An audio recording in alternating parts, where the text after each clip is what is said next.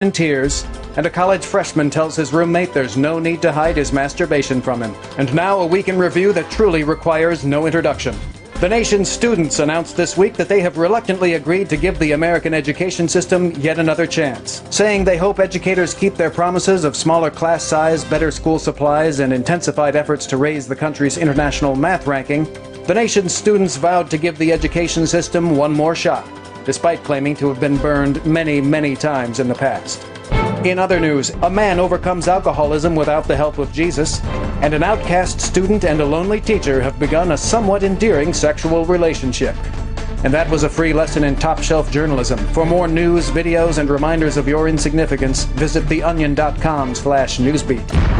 This is the Onion News Network. We're still not sure why you'd want to watch, but our video feed is streaming nightly for free at cam.freetalklive.com.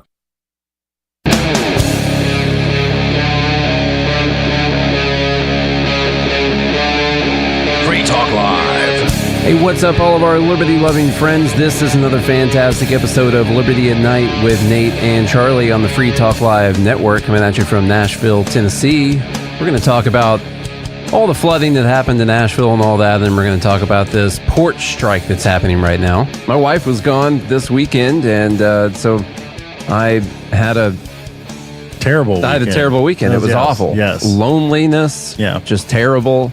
No one to make you a sandwich. No sandwiches. You had to make your own made sandwich. The whole time. Yeah, it was really awful. She was in Gatlinburg, and we were a little bit worried about the weather during that time. You know, well, you weren't, but she was. She was worried about it. She was there, and apparently it was fine. They went there. They had a time. They came back from their time, and didn't really run into any weather while they were there. You know, not too far from there, like 100 miles away, in Irwin, Tennessee, they had some bad stuff going on. One of them dams got overrun there for a minute. Saw some people had to get rescued with a helicopter from a hospital. And then, of course, in Asheville, stuff, it's real bad. Real bad. And the latest I saw from this hurricane is that we've got a little over 100 people that have died from this, which is that's not good. Very, very sorry about that. There's a lot of people whose lives have ended or changed, and so that is very serious, and really just from a lot of flooding. And it's also just a reminder of how dangerous flash flooding can be. It can be pretty bad. It can come literally out of nowhere. So, although I don't know if this counts as a flash flood. It's pretty crazy when you think about Asheville, which is up there in the mountains. You wouldn't think that they'd be getting a lot of flooding. But you know what happens? These rivers, they have to drain. They got to drain stuff. And so that works its way down into the oceans, down into another river, which goes into another river that goes down into the ocean. And when those rivers are full, well, then the river that needs to drain can drain. And so that's how you end up with a new river. Yeah, it's what happens. So then you get a mountain town that can't drain, and it ends up getting filled up, and that's pretty bad. We're, of course, going to talk about the political aspect of this, because everything is political, and this is political just like everything else.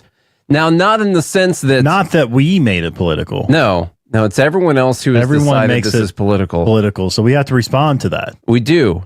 And before we get into the political aspect, it is a sad situation. And so we are against death on this show. We have been since the beginning of the show. That's one thing.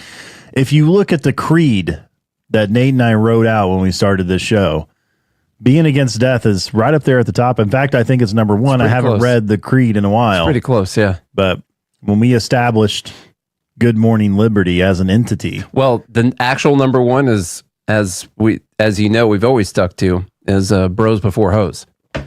That's right, yeah. And then boats and hoes. Yeah. And then we're against death after that. Yeah. And that is the creed. You're right. So I'm not talking political in the sense that some Republicans or right-leaning people have decided to say, where's the Biden administration? How did they let this disaster happen? Where's the disaster relief? All that kind of stuff.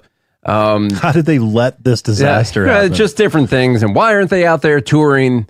Why isn't Biden out there on a boat like George Washington standing up there, charging across the river or whatever?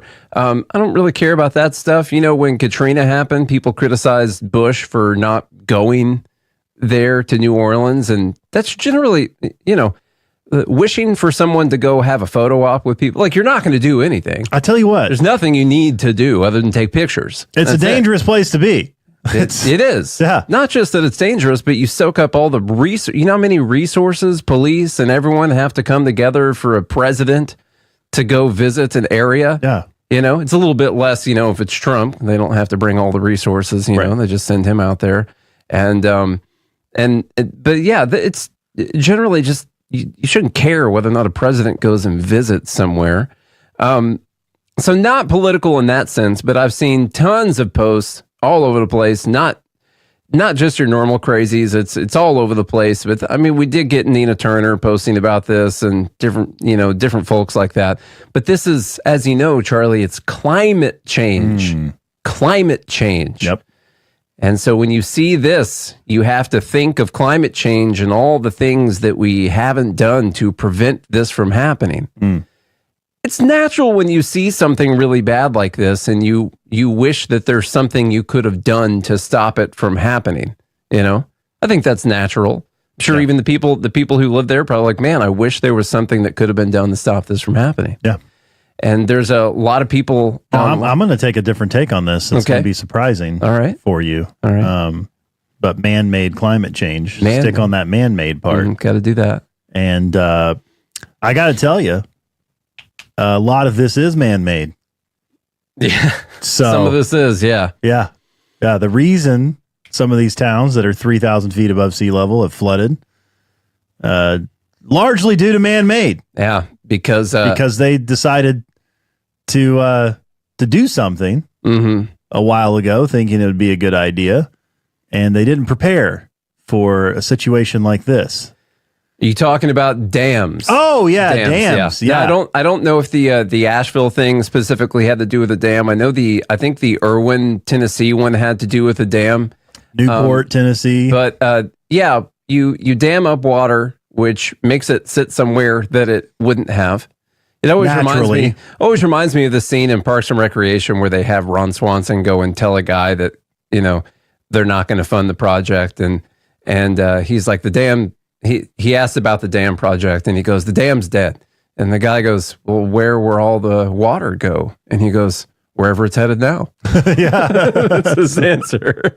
Yeah. And that is the proper answer to that. So yeah, when you create these little man-made structures and you change where the water naturally wants to go, there are bad things that can happen, of course.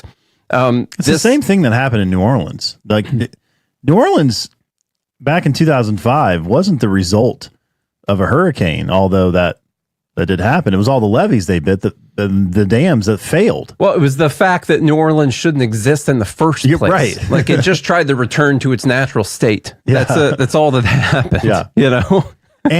And these types of storms in these areas that happen, we'll call them, century storms once every 100 years or once every couple hundred years.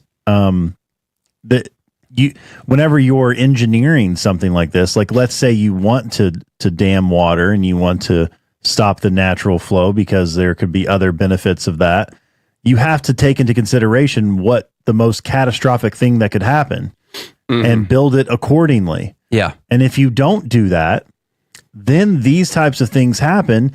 And by the way, this is the government, government approved, protecting you. I want to tell you about some of these posts. This was the first one I saw. It said, Asheville is over 2,000 feet above sea level and 300 miles away from the nearest coastline. No place is safe from climate change.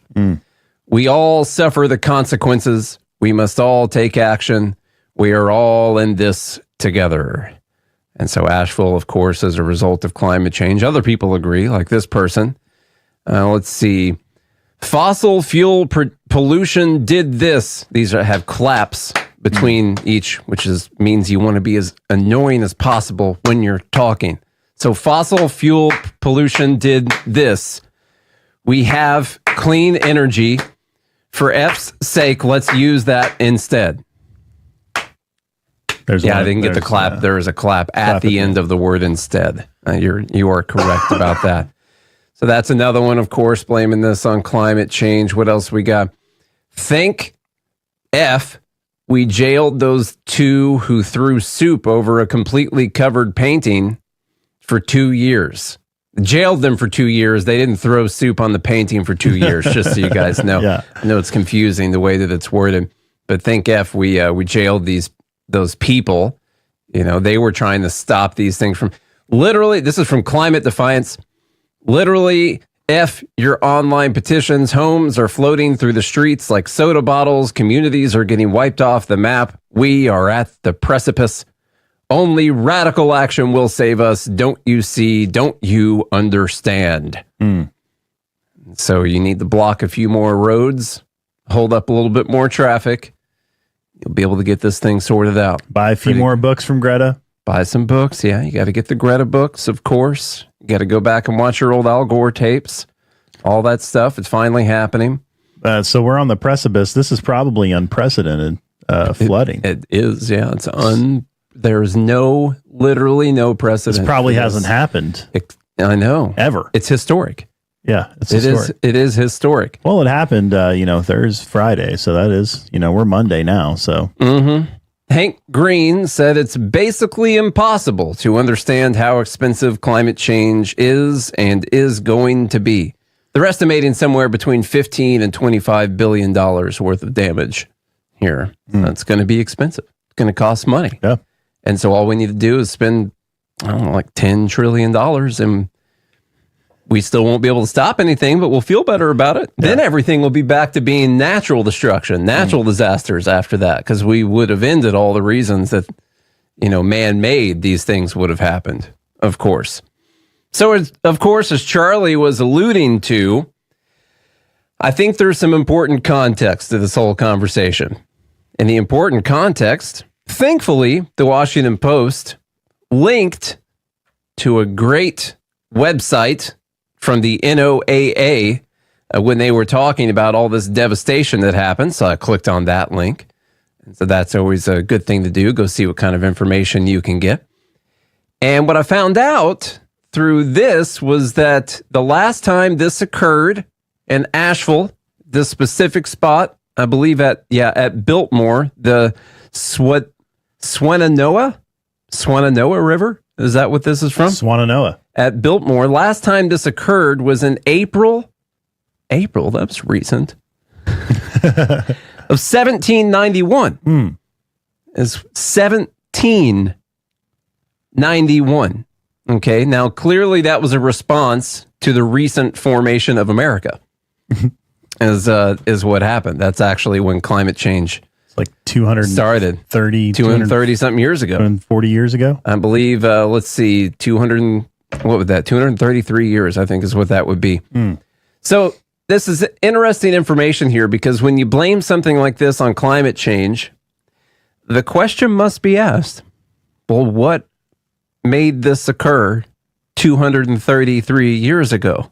And the answer is man-made climate change. It's still something man-made. It was natural back then. Well, 1791, like you have to think they were gearing up for the Industrial Revolution. Josh says horse farts. That's something to consider. A lot more horses back then. A lot more farts, of course. Maybe we hadn't fully eradicated the buffalo at that time. I don't know. There were a lot more, probably not in Asheville, but still circulating around in the air. Much more methane, some of that spicy methane going out there. It's buffalo. Yeah. So had that happening, of course. And there's also, how about the history of these flood levels? They have 23 historic numbers here on this specific area. And it's so important because this is because of climate change, of course. Well, the most recent record they just broke was from 1916. So that's interesting.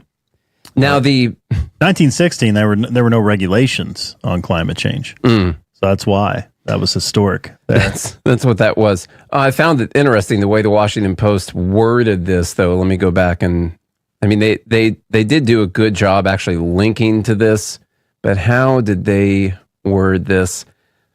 It reached 26 feet on Friday, surpassing the last major flooding event in 2004 by more than 6 feet. So they worded it cleverly because it sounds like, of course, the record was in 2004 previously, which still plays with the climate change narrative because clearly we're still dealing with climate change in 2004. It surpassed the last major flooding event, which was in 2004, but that wasn't the last record flooding event. That was in 1916. They've only been collecting officially these numbers since about 1900. That's when they started getting the numbers, but the Tennessee Valley Authority says that it did hit 26 feet in 1791. Somehow. I don't know how they got that information, but probably somebody's journal. Probably a tree or something. Yeah, some kind of journal, something like that. That's how they got that information. I took a look at this list because from Margaret. Margaret wrote in her diary back then. We lost Thomas today. No, I looked at this list of the 23 previous historic numbers for this area, and what you would assume is that most of them would be more recent because that's when we're dealing with climate change. Don't worry, I took them and I put boxes around the ones that are after 1970. So I made the cutoff because everyone knows that's when climate change started, was in 1970. And so I took that, and what you find is 12 of them occurred before 1970, most of them in the 30s and 40s, stuff like that. And 11 of them occurred after 1970. And so I see no clear evidence that this specific flooding event happened because of climate change whatsoever. It had happened previously, but it was 233 years ago when that happened. We don't know exactly why that happened, except for that there was probably a hurricane or something like that that caused the same thing to happen previously.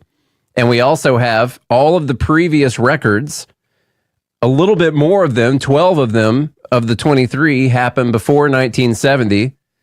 And 11 of them happened after 1970. And so where's the evidence that this happened because of climate change? There isn't. There isn't any. How about that? There isn't any evidence. Why do people immediately jump to this, you think? They do it all the time. Because it's something to blame, right? They think that they can prevent things like this from happening. And so to do something, to have the answer, to be the beacon of hope, right? To be the one to say, I could have prevented this if you just listen to me, then that way they can pat themselves on the back. Honestly, if you think about it, it's truly disgusting. It's really disgusting to think about people who tout climate change when it comes to these natural disasters, acting as if, well, if you want to go theological on this, acting as if they were God. They could prevent this type of tragedy. And the truth is you can't. You can't prevent this type of tragedy unless you stop building homes in flood zones, watersheds. By water. You have to think. In general. In my old neighborhood, it was a neighborhood, right? But at the same time, the HOA had like 250 acres. And the reason for that is because the developer bought all this land and they were going to build homes over all the land. But it turns out about 250 acres of that land sat in the flood zone of the Harpeth River. The Harpeth flows right through there. And most of the time it's so low. It's like a creek you could walk through. It's 2 inches to 2 feet of water. But I guarantee you over this past week when Hurricane Helene came through, that the entire field was flooded up to the bridge. You've been down there, I think. Yeah.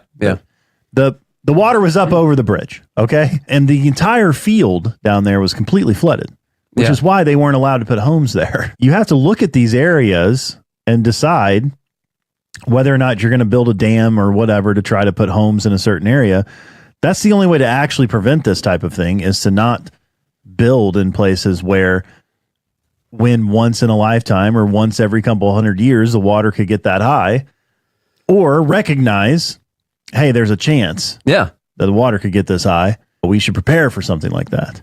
And also, we have to realize that bad things happen. Like, we live on the earth, and the earth has a lot of weather, and it always has. She's trying to kill you. Mother Earth is trying to kill you all the time. And we're not going to prevent all of these things from happening. And we're not going to live in a 100% safe environment. So when the bad things happen, when a 233-year flood comes by, you don't have to say, well, we could have prevented this from happening. That's just like demagoguery for people. No, these bad things happen, and it sucks really bad when it happens. You got to work together to rescue people and try to prevent as much loss of life as you can, and then work together to rebuild and realize that in another 200 years, it might happen again. It wasn't like this was a surprise. Meteorologists were predicting 1 foot to 2 foot of rain. Yeah. In a 24-hour period for these areas. To me, let's say the TVA in Tennessee, the Tennessee Valley Authority, and the people who built these dams or understand the engineering of the dams and things that failed, or understand the watersheds and the flood zones, they should have communicated what this would mean, because they know what it means when you get this much rain in this short a period of time. You understand the water that's going to come down from the mountains. You understand how high the river is going to go. It's obviously, we have historical records. Mm-hmm. What happened during these events? There was a lot of rain. Yeah. From something. And so when these types of things happen, you've got to, you have to prepare in advance. And that's the only way to, quote unquote, prevent these types of tragedies. I think, I know we have to go. Think about the Nashville flood back in Aught 10. Back in Aught 10, back in May of Aught 10. What happened there? Well, it rained for, I don't know, probably 40 days. That was like a few months after we moved to Nashville. Looking at my Bible, I think it was 40 days that it rained in Nashville. That's what it was. 40 nights too. And you know, where does Nashville close to? Oh, the Harpeth River. Cumberland, sorry. Yeah. And what happened? Well, all those rivers flooded. And what did that do? What did that lead to? Well, dams failed. And then the low-lying areas, the water had to go somewhere. That's the thing about water. It has to go somewhere. It's pretty crazy. We had just moved here. Water made it all the way up through 2nd Avenue in downtown. If you've ever been to downtown Nashville before, the river sits pretty low compared to where downtown is, but it made it all the way up into 2nd Avenue. Opry Mills flooded, all that Opry area out there. People were getting rescued. People got rescued from the Opryland Hotel, all that kind of stuff. You know, you drive in the Opry, you go like, you feel yourself, you go down like 200 feet when you drive down into the Opry area. It's in a massive flood zone, clearly. And now when you drive through there, you're driving through flood walls. Yeah. They have literally built flood walls around the entire place. Mm-hmm. We have to realize that we can't prevent everything, that bad things do happen, that people should adapt and they should prepare for these bad things to happen, and that we should come together and try to help out people when bad things do happen, because it's going to happen, and you rebuild and you get back going with life. You're never going to be in a 100% safe environment. And the other big thing, there is absolutely no proof that this was climate change, especially given the fact that we have a history of this area flooding. Over half of it was before the 70s, and the record that they actually just hit was from 1791. So those are all important facts to take away from this. And you shouldn't look for government to save you. Don't listen to the grifters out there that just want your money so they can feel good. A congressman recently revealed that legislation totaling 2,900 pages and involving more than $1 trillion was available to members of Congress for less than 48 hours to study and consider. That's over 60 pages of legislation per hour. Do you think anyone read the entire bill? I'm Jim Babka with DownsizeDC.org. Consider a proposal buried in a 3,200-page, $388 billion bill, which would have empowered committee chairmen or their agents to examine Americans' tax returns. When this horrible provision came to light, no one claimed to know how it got into the bill. One congressman questioned said, "I didn't write it, I didn't approve it, I wasn't even consulted." If your attorney represented you this way, he might be disbarred. But this is how Congress represents you every day. That's why DownsizeDC.org has created the Read the Bills Act. You can force Congress to read their bills before they pass them at DownsizeDC.org.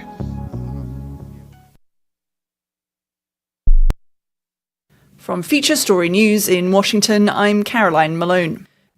Iran is preparing to launch an imminent ballistic missile attack on Israel, according to a White House official. In a statement, the official says the US is preparing to defend Israel and that a direct military attack from Iran against Israel will carry severe consequences for Iran. Kate Fisher reports from Washington. Well, this comes hours after Israeli forces launched a ground invasion of southern Lebanon, targeting the Iranian-backed militia Hezbollah, and days after Israel killed Hezbollah's leader Hassan Nasrallah in an airstrike. Iran's supreme leader said that his death will not go unavenged. On Monday, the US announced it was sending a few thousand additional forces to the Middle East to bolster the 40,000 already in the region and to help to defend Israel. The United Nations chief, Antonio Guterres, is calling for an immediate ceasefire following Israel's ground offensive in Lebanon on Tuesday. The Secretary-General is extremely concerned with the escalation in the conflict, according to his spokesperson. It comes as a senior White House official told media the US has indications Iran is preparing to launch an imminent attack. Sally Patterson reports from New York, where the UN is headquartered. The United Nations Secretary-General says he's spoken with Lebanon's Prime Minister and promised him the entire UN system in Lebanon is mobilized to assist those in need. On Tuesday, the UN's peacekeeping force called for de-escalation and said its peacekeepers remain in position. The force condemned Israel's incursion, saying it violates the country's sovereignty and territorial integrity. Israel, meanwhile, is warning its citizens to listen to safety instructions from the military, saying it's in the midst of a campaign against, quote, Iran's axis of evil. The US embassy there told all government employees and their family members to shelter in place. Sally Patterson, New York. US vice presidential candidates J.D. Vance and Tim Walz will face off later on Tuesday for what's expected to be their first and only debate ahead of November's election. The presidential race remains extremely tight, with both Kamala Harris and Donald Trump looking to gain any edge they can in the battleground states that will decide the result of the election. Ira Spitzer reports. The 90-minute debate begins at 9 p.m. Eastern Time and takes place at the CBS Broadcast Center in New York City. Democrat Tim Walz and Republican J.D. Vance will field questions from CBS News journalists Norah O'Donnell and Margaret Brennan. And just like the presidential debate 3 weeks ago, there won't be a live audience. While the overall impact of vice presidential debates is unclear, any viral moments that come from the clash of the two Midwesterners on key topics like immigration and abortion could inject a new element into the presidential campaign. With just 5 weeks to go until Election Day, polling between Donald Trump and Kamala Harris suggests it could be a very close election. You can help spread the ideas of liberty with our Patreon for just $5 per month at amps.freetalklive.com.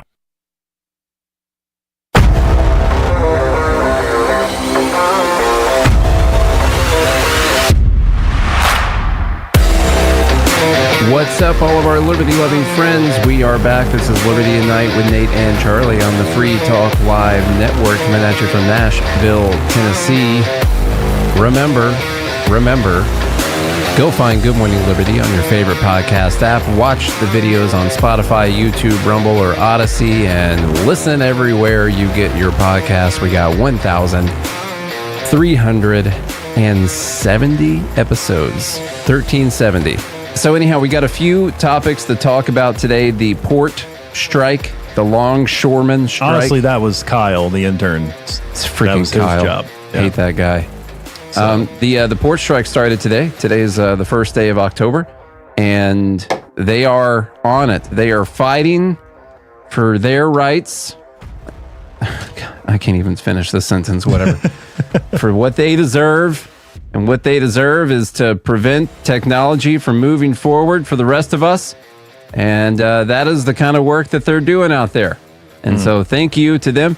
Let's play just a little clip of some of the picket lines. Let's take a look at them. Automation hurts the nation.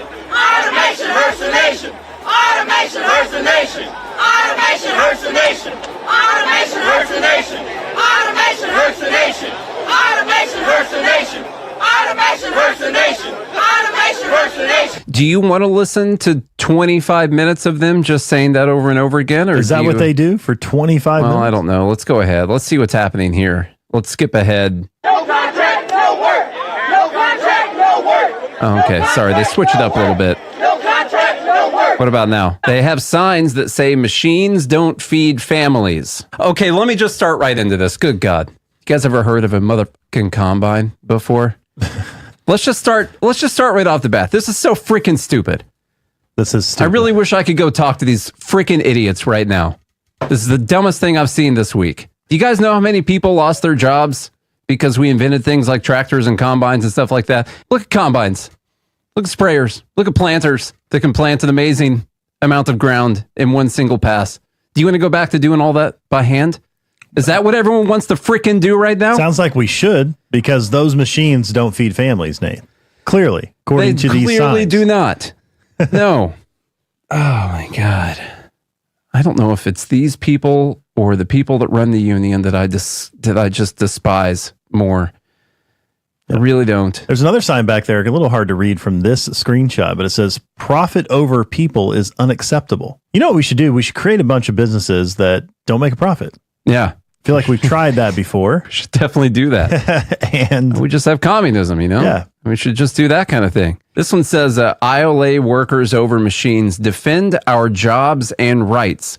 What rights? What rights do you have to any particular job or the right to prevent some type of technology from coming into your industry or the right to dictate to your employer by gaining a monopoly over your labor at that given place and tell them that they have to pay you a certain amount and that they can't operate in a free market and other people can't come in and take those jobs? What right is that of a human being? You don't have a right. You don't have a right for this to even exist in the first place. You're lucky someone created it for you in the first place. Someone else who, by the way, took away a bunch of other people's jobs when they created it. Actually, let's just go to this. I mean, there's already. Oh God, we came in hot on this. They already today. use so much machinery. Like instead of using people to unload, what should be happening is they should open up the containers on the ship.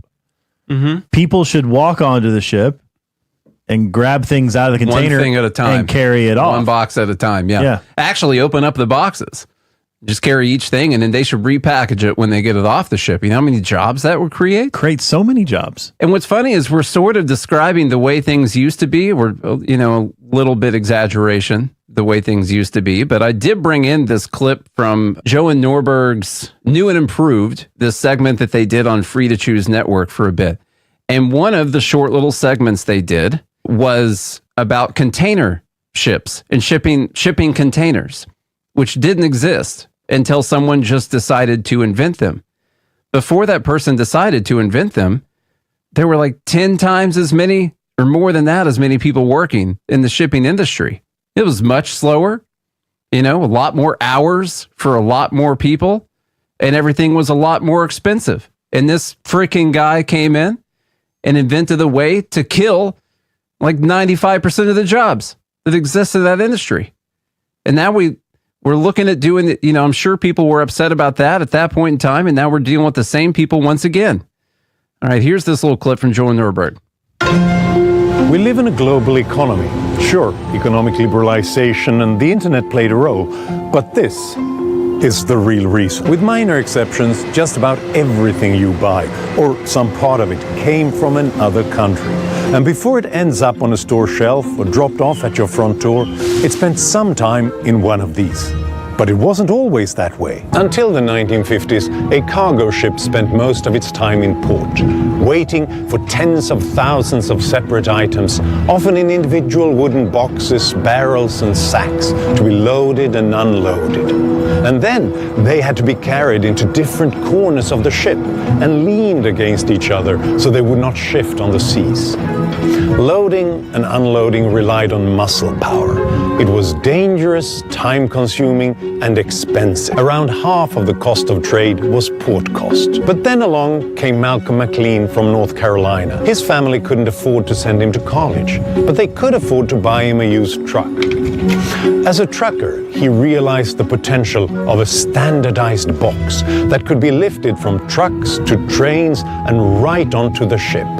Others had had the same idea, but no one could navigate regulations, monopolies, and trade the way McLean did. and he was willing to risk his money and reputation. In April 1956, he redesigned an old tanker and filled it up with specially constructed metal boxes. It was a triumph, reducing costs by 97%. I don't like This it. vastly improved technique allowed manufacturers to do what they do best and trade for the rest. The container changed the world. Once you had to be able to manufacture the entire product yourself. Now you could specialize in one component, pack it in one of those containers and send it off across the ocean. The container allowed more people to participate in the global economy and contributed to history's greatest reduction in poverty. McLean was a true vision. On the morning of his funeral in 2001, This guy right here is the problem. Do you know how many jobs this box took away? What happened to all those people that were unloading? People, flesh and blood, human beings used to have to go pick up the wooden box, carry it over there. Then somebody would have to sort it. Some guy came in and took away that person's job. And now look at where the world has gone since then. Just poverty skyrocketing. No, actually, they reduced it by 97%, but I don't like that. Our way of life has gotten so much harder. Quite frankly, I don't even like ships. No. To put it bluntly. Yeah. You know, if you don't make everything by hand. I know. Well, then, yeah, I don't even like hammers now. You should will your nail into the lumber. Watching a bunch of videos about the Luddites this morning. The Luddites was this group of textile workers in Britain that in the early 1800s were upset that they had developed some machines for textiles, and that they got so upset that they started destroying all the machines because it was going to take their job. I mean, they'd go around, they'd burn stuff down, destroy machinery, all kinds of stuff. What if they would have won? And everyone looks at what we're dealing with right now and they say, well, yeah, but it's different now. No, it's not. It's not different. Don't be so close-minded.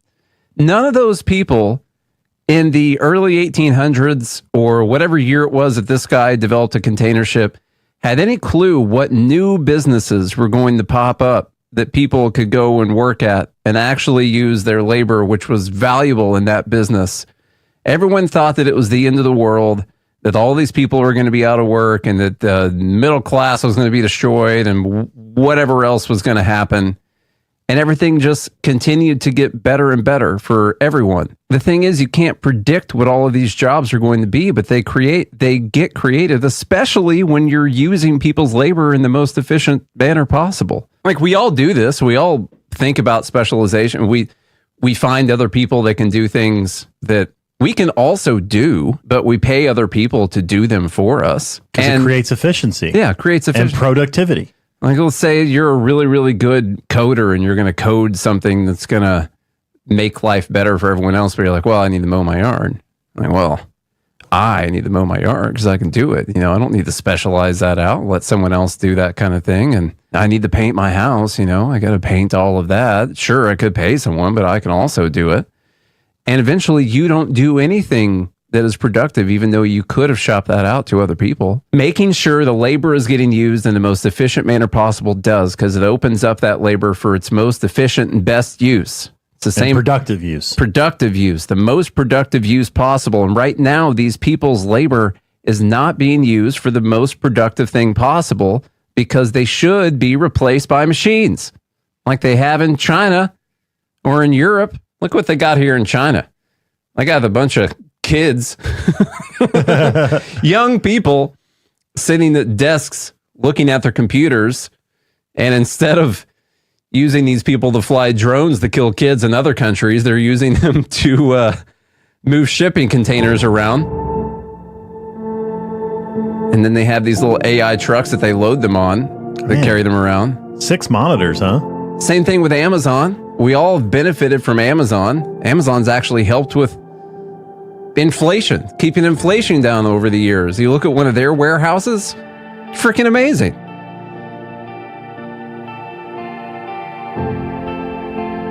Anyhow, it's just a shipping thing. Okay. Talk about increasing safety too. I mean, yeah. Those people look pretty safe. I don't see anybody out there on the dock. They look very safe. About right to get there. run over or something. We have a video here from the president of the union. This person is happy about it. They say, listen up and listen good. International Longshoremen's Association President Harold Daggett is about to give you a masterclass in power. Not fake op-ed Everything writing. is a power struggle with these people. Adults are back power, not Harvard-educated norms of state behavior power, real power. What's funny is, yeah, that's true. And a lot of people, when they... He just kind of looks like a mob boss, I'll be honest. Yeah, because this guy is the president of a labor union, which supposedly represents the workers, they see this power as a really good thing. Now, if this were just the CEO of a Fortune 500 company that was saying, like, you guys are going to buy our regardless, Yeah. You think you have a choice in this matter? Like, people these days don't understand, what we're about to do to them. You look back to the 1800s, that's what we're about to do to you guys. Everyone would be freaking disgusted. That's what this guy's doing. All right, we'll listen. And I'm going to play the full clip, the clip that's going around on the right-leaning social media channels, including ours, because I reposted the same clip, starts after he talks about the profits of these corporations and the fact that these guys work through COVID and all that. And then it starts where he starts making threats and telling people that he's going to cripple the economy unless people give in to what he wants. That is mafia-style negotiating. And so I'm going to play the entire clip. Because it's equally as dumb, because we are able to ignore those appeals to emotion. But I'll play the whole thing. But today's world, it's changing into the future. They're not making millions no more. They're making billions. And they're spending it fast as they make it. I want a piece of that for my men. Because when they made their most money was during COVID. When my men had to go to work on those piers every single day, when everybody stayed home and went to work. Not my men. They died out there with the virus. We all got sick with the virus. We kept them going. From Canada to Maine to Texas, Great Lakes, Puerto Rico, now the Bahamas, everybody went to work during COVID. Nobody stayed home. Well, I want to be compensated for that. All right, I'm going to interject. You got the work while everyone else was locked in their homes on unemployment. Now, maybe you look at that as maybe people who didn't have to work because they were fired, they lost their livelihoods. You think that the business they worked for was forced to shut down. You think that they got some kind of benefit out of this. Some people did. Some people made more money than they would have if they were working, but not your guys. Your guys whose base pay is $39 an hour. Also, I'm a little confused, though, because, in the first video we showed, there were several women that were protesting, and he just says, my men, like he owns them. Yeah, I don't know. He's saying, like, I want to be compensated for that because I sent my slaves out there. Yeah. The way he's talking. The other thing that you have to buy into the argument that these guys were just truly heroic, risking their lives, these men that were healthy enough to be out there working on the docks, working on the piers, and that they just risked life and limb because they had a chance of getting COVID, which had like a 0.2% mortality rate, Mm-hmm. And so you got to be compensated for that. Now, shipping companies like Maersk, they did make a lot of money during COVID. I think their 2021 net profit, by the way, none of this matters because we want things to exist in a free market. So talking about what they made doesn't matter. But they made like $50 billion in net profit that year. Their typical is like $4 billion something, which is what they're back to now. So should have made hay while the sun was shining. If I were them, maybe that would have been a good time to go on strike. I don't know. Could have got some bonuses. But unfortunately, they work for a union, which has a structured contract which says how much you're going to get paid, and you can't negotiate it like you would in a free market, or they're not as willing to hand out bonuses to people and all that kind of stuff. How much money did they lose in 2020? I don't remember that part. That's the other thing. Like, do you want it to be tied to the profit? So if they lose money, is that what you want to happen? You're also saying that you should get paid more because of the year they made a bunch of money during COVID, even though they're back to what their normal earnings are right now. So if they would have given you a raise based on the amount of money they made in 2021, they'd all be losing money right now because they're making a tenth of that at the moment. We've said this a billion. That's why people didn't just give out tons of raises with all of that, because they knew it was going to revert back to normal. Anyhow, let's continue on. I'm not asking for the world. They know what I want. They know what I want. And if they don't, well, then I have to go into the street and we have to fight for what we rightfully deserve. These people today don't know what a strike is. Right. When my men hit the streets from Maine to Texas, every single port will lock down. You know what's going to happen? I'll tell you. First week, be all over the news every night, boom, boom. Second week, guys who sell cars can't sell cars because the cars ain't coming in off the ships. They get laid off. Third week, malls start closing down. They can't get the goods from China. They can't sell clothes. They can't do this. Everything in the United States comes on a ship. They go out of business. Construction workers get laid off because the materials aren't coming in.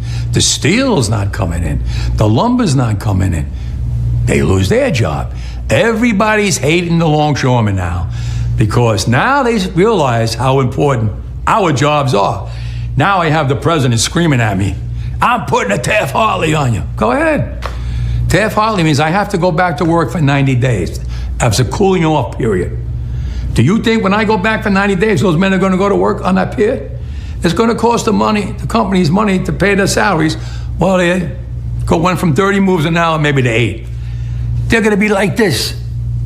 Who's going to win here in the long run? You're better off sitting down and let's get a contract and let's move on with this world. And in today's world, I'll cripple you. I will cripple you, and you have no idea what that means. I want to punch him in the face so bad. I'd really like to punch him in the face. Yeah. Yeah, total mob boss vibes because he is a mob boss. Yeah. That's why he's got those vibes. He's got his gold chain on. He makes $700,000 a year. And I'm sure that's what he's fighting for his workers, the guys that are actually out there risking their lives on the piers, his men that are out there. Yeah. His troops. I'm surprised he didn't say, I'll shoot the president. Put me in jail. Let's see how that goes. So, yeah, the reason this guy can talk like this and he can talk this big game is because he has a legally granted monopoly on the labor of these people. And all of these people... I would like the companies to illegally just hire a bunch of people to replace them. Yeah. Okay, go on strike. Okay. They'll get sued out of existence. I've got to keep the ports open, so that's what I'm going to do. And the thing with keeping the ports open, like the president has the ability to come in and tell him, like he said Taft-Hartley, we just talked, that he can come in and say, you guys got to go back to work. You can't do this. The reason he can do that, by the way, is because they are using their government granted monopoly power to go on strike and force the business to not be able to hire other people and replace their workers. Mm-hmm. And so the executive branch can't come in and say, you can't do it. Okay. Biden's not going to do that because there is an election coming up in like 4 or 5 weeks. And he's not going to do that because he needs all those union members to vote for him. Not him, Kamala in Pennsylvania, Wisconsin, Michigan, all those people out there. And those guys will get really mad if he comes in and shuts down the strike. And so they're not going to do it. And so we'll see how long it goes on. If it's just a few days, it'll be fine. Everything will be fine. But we will all notice it if this thing goes on for a month. We might notice it if it goes on for a couple weeks. A couple weeks, maybe We'll see. But a lot of people have been preparing for this because they knew the contract expired, and they've been ordering extra over the last couple months because they thought this might happen. And we'll see. But if it goes on for a month or something like that, like we're going to notice it. It's going to affect your Christmas. What about, here's the thing, we just had these disasters and we talk about price gouging. What about supply gouging?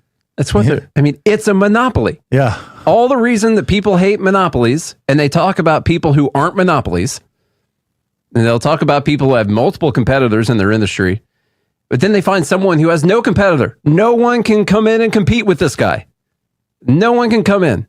But since it's a monopoly on labor, then that's okay. But all he runs a corporation whose product is other people's labor that businesses buy from him. And the businesses are forced to buy from him. They can only buy from him. Mm-hmm. He has a monopoly on it. Okay? That's all he is. He is a CEO that runs a corporation whose product is the labor of other people.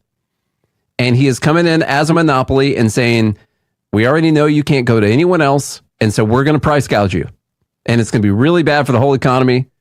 And so we're going to price gouge the hell out of you. We want a 77% raise over the next 5 or 6 years, which is absolutely ridiculous. Their base pay is already $39 an hour. And by the way, all sorts of new technologies around the world that really make our jobs obsolete. They really shouldn't even exist, And we're going to we're going to prevent you from ever implementing any of those technologies also. Not only are we going to stop things from getting cheaper as they should in a free market through technological innovation, we're also going to force you to pay us 77% more over the next 5 or 6 years. I'd love for these companies to create another union called the Short Shoremen to compete with the Longshoremen union. They should. There's got to be a loophole for that. You got to be able to create another union to compete with this union. I think that's all I have prepared for this.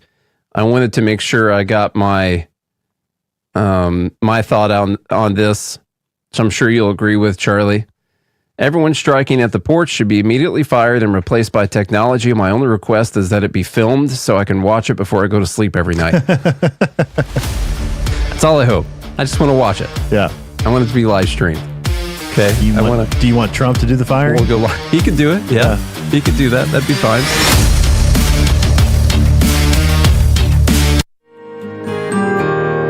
So the protection of life, liberty, and property is what the Free State Project is all about. But it's an effort to move 20,000 people who understand. It's about demonstrating to the entire country that, we can have a free market, a truly free market. Making it just a freer, great place to live.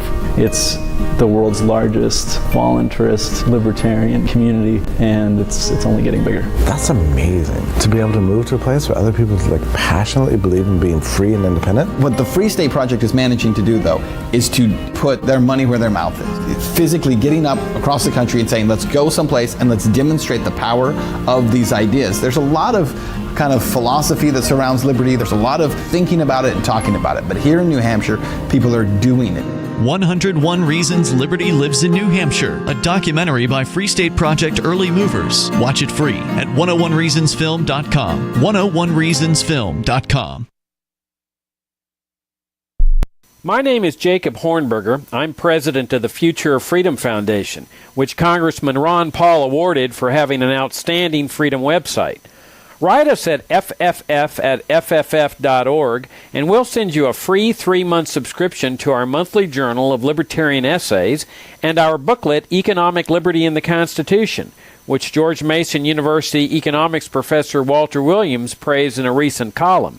That's fff@fff.org. What if you want to hear the latest episode of Free Talk Live, but all you have is your phone, you forgot to download our archive, and you have no data connection? You can call our Listen line at 641-793-0191. That's a long-distance number, so you may incur charges. If not, listen as long as you want. 641-793-0191. The Free Talk Live Listen line, 641-793-0191. The latest episode of Free Talk Live continues with Hour 2 up next after the news here at listen.freetalklive.com. From Feature Story News in Washington, I'm Caroline Malone. Iran is preparing to launch an imminent ballistic missile attack on Israel, according to a White House official. In a statement, the official says the US is preparing to defend Israel and that a direct military attack from Iran against Israel will carry severe consequences for Iran. Kate Fisher reports from Washington. Well, this comes hours after Israeli forces launched a ground invasion of southern Lebanon, targeting the Iranian-backed militia Hezbollah, and days after Israel killed Hezbollah's leader Hassan Nasrallah in an airstrike. Iran's supreme leader said that his death will not go unavenged. On Monday, the US announced it was sending a few thousand additional forces to the Middle East to bolster the 40,000 already in the region and to help to defend Israel. The United Nations chief, Antonio Guterres, is calling for an immediate ceasefire following Israel's ground offensive in Lebanon on Tuesday. The Secretary General is extremely concerned with the escalation in the conflict, according to his spokesperson. It comes as a senior White House official told media the US has indications Iran is preparing to launch an imminent attack. Sally Patterson reports from New York, where the UN is headquartered. The United Nations Secretary General says he's spoken with Lebanon's Prime Minister and promised him the entire UN system in Lebanon is mobilised to assist those in need. On Tuesday, the UN's peacekeeping force called for de-escalation and said its peacekeepers remain in position. The force condemned Israel's incursion, saying it violates the country's sovereignty and territorial integrity. Israel, meanwhile, is warning its citizens to listen to safety instructions from the military, saying it's in the midst of a campaign against, quote, Iran's axis of evil. The US embassy there told all government employees and their family members to shelter in place. Sally Patterson, New York. US vice presidential candidates J.D. Vance and Tim Walz will face off later on Tuesday for what's expected to be their first and only debate ahead of November's election. The presidential race remains extremely tight, with both Kamala Harris and Donald Trump looking to gain any edge they can in the battleground states that will decide the result of the election. Ira Spitzer reports. The 90-minute debate begins at 9 p.m. Eastern Time and takes place at the CBS Broadcast Center in New York City. Democrat Tim Walz and Republican J.D. Vance will field questions from CBS News journalists Norah O'Donnell and Margaret Brennan. And just like the presidential debate 3 weeks ago, there won't be a live audience. While the overall impact of vice presidential debates is unclear, any viral moments that come from the clash of the two Midwesterners on key topics like immigration and abortion could inject a new element into the presidential campaign. With just 5 weeks to go until Election Day, polling between Donald Trump and Kamala Harris suggests it could be a very close election. From bureaus worldwide, this is FSN. With FSN Spotlight, I'm Simon Marks, looking today at Israel's apparent decision to open up a third front, this time in Yemen. It launched weekend airstrikes on Houthi rebel positions. Reprisals, said the government of Prime Minister Benjamin Netanyahu, for missiles launched in the direction of Tel Aviv airport when the Israeli leader flew home over the weekend from the United Nations in New York. Dr. Elizabeth Kendall is the head of Girton College at the University of Cambridge and an Arabist and Middle East expert. She says the Houthi leadership may be unnerved by the weekend's events. The Houthis had already put out several statements following the attacks on Lebanon by Israel, including the killing of Hezbollah leader Nasrallah. They are known for their bravado. They do follow up with their bravado, but I would imagine that behind the scenes, the Houthi leadership is also a little bit on edge and were probably taking measures to safeguard their leadership.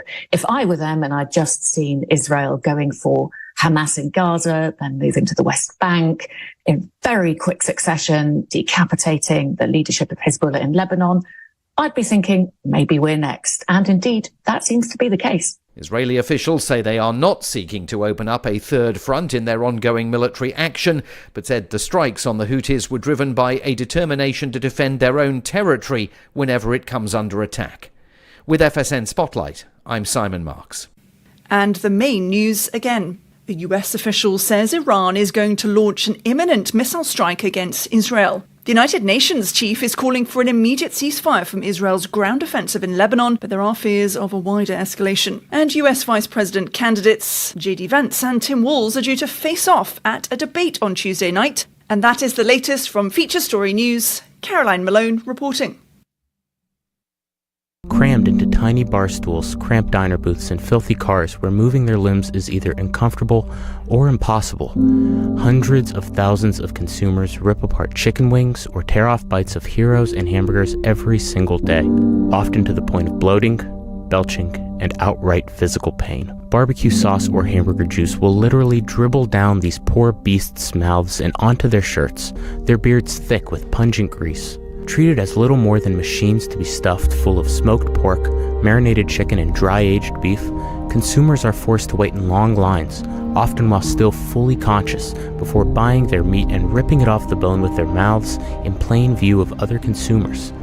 The majority of meat consumers are often prodded to ingest vastly more than their bodies can handle thanks to cruel promotions like 25-cent wing nights and family-sized buckets of chicken. Help stop the brutality by visiting... This is the Onion News Network.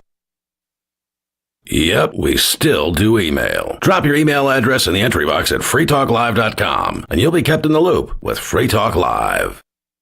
Free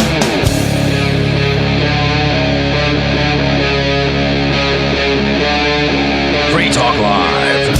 What's up? Welcome back, all of our liberty-loving friends. You're listening to Liberty at Night with Nate and Charlie on the Free Talk Live network, coming at you from Nashville, Tennessee. The beautiful, beautiful Nashville, Tennessee. Got a lot to talk about today, but remember, listen to our daily podcast called Good Morning Liberty on your favorite podcast app. Right now, we're Liberty at Night. Every day, we're Good Morning Liberty. Let's hear what she had to say about the border. There are people there that are stressed, that feel that they're at capacity. Communities around the country that have legal immigration, many have said, we're at capacity. And many feel like the government has said to them, well, adapt, sit down, be quiet. This is how it is. What would a Harris administration do for those communities who've taken in many, many legal immigrants, but are at capacity? Well, first of all, we will indict their mayors. We do have a broken immigration system, and it needs to be fixed. And if we take a step back, months ago, some of the most conservative members of the United States Congress came together with others, proposed a border security bill. That would have put 1,500 new border agents on the border to help those hardworking border agents who are there right now working around the clock. Would have put more money into stemming the flow of fentanyl, which is killing Americans around our country and devastating communities. Would have put more resources into our ability to prosecute transnational criminal organizations, which in my career I've prosecuted. In California, yeah. I'm sure. Donald Trump got word of the bill, realized it was going to fix a problem he wanted to run on, and told him to kill the bill, don't put it up for a vote. He killed a bill that would have actually been a solution because he wants to run on a problem instead of fixing a problem. And that's part of what needs to be addressed. I want to talk about this just once and for all for a moment, this idea that Trump killed a bill. And I haven't heard the Trump campaign or people on the right really come out and destroy this in the way that they should. They kind of ignore it. I do. Don't you think the American people are smart enough to hear from someone that bill would have allowed 2 million immigrants to come into the country still every single year, and it would have been legal. You would codified 2 million more people. All right. We didn't like the bill. It would have make the asylum easier, whatever. All the things they could name from that bill. Also, like, this is why it sucked. It wasn't the original bill that these conservative members introduced. That's a pretty good segue right there. Yeah. Into the original bill that they introduced, which they're also not bringing up because they've allowed Kamala Harris to go with this idea that, well, they killed the bill so they could keep the problem. You know who killed the bill first? The Democrats killed the bill first because the Republican Congress passed the bills called H.R. 2, and it's a very harsh immigration bill. This is not an endorsement of this bill. I haven't read the entire thing, but it was like a Trump dream scenario kind of border bill. It passed the House and then it just died in the Senate. Why did it die? Because they don't. One of the first lines here. The reason why it died is because it required the Department of Homeland Security to resume all activities related to constructing a wall. It's got the wall. It does. let's see. CPB had to submit a strategic 5-year technology investment plan to Congress. They didn't have to implement it. They just had to submit a plan. Mm-hmm. That would have taken they would have had to learn PowerPoint, stuff like that. So that would have been burdensome. It also slashed asylum claims, made it much harder to do that. But why haven't they gone with this? We had a bill.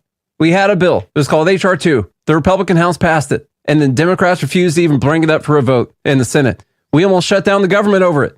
It almost happened at the end of 2023. It was one of those, we're going to put this in here, and if you don't sign it, we're going to shut down the government, that they gave up on like 3 days later, Mm-hmm.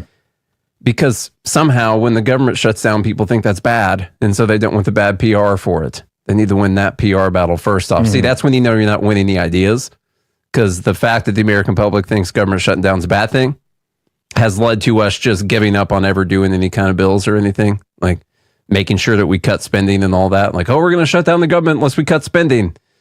They're not going to do it because they don't want the bad PR or shutting down the government, In fact, one of the only people who said, screw it, shut it down, is Trump, who said that like a few weeks ago. Yeah. But I just don't understand why they continue to let them run with this. I've been I've been sending emails to myself called, in the subject, it's called election lies. And it's like kind of these big lies that have happened during this election. The fine people thing be one of them. That's really from the previous election too. It carried over to this one. Still carried over here. Mm-hmm. Yeah, it did. This is one of them. A dictator on day one has been one of the lies. Like that was a joke line that Trump threw out there when talking to Sean Hannity and said, yeah, because I'm going to sign this executive order. If signing the 2 executive orders he mentioned during that interview makes you a dictator on day one, then that every single president is a dictator on day one. Mm-hmm. In fact, I think that's part of the inauguration process. But they've ran with he said he's going to be a dictator on day one. And there's all sorts of stuff like this that I've been putting together for some election specials just before the election happens, or maybe just after the election, one of those things. And this is one of them. It's super frustrating to me, not because I wanted them to sign this bill or I didn't or whatever, but because it's so easily refuted. Yeah, they're letting them win that narrative battle and they're lying, but the Republicans are on defense about it somehow.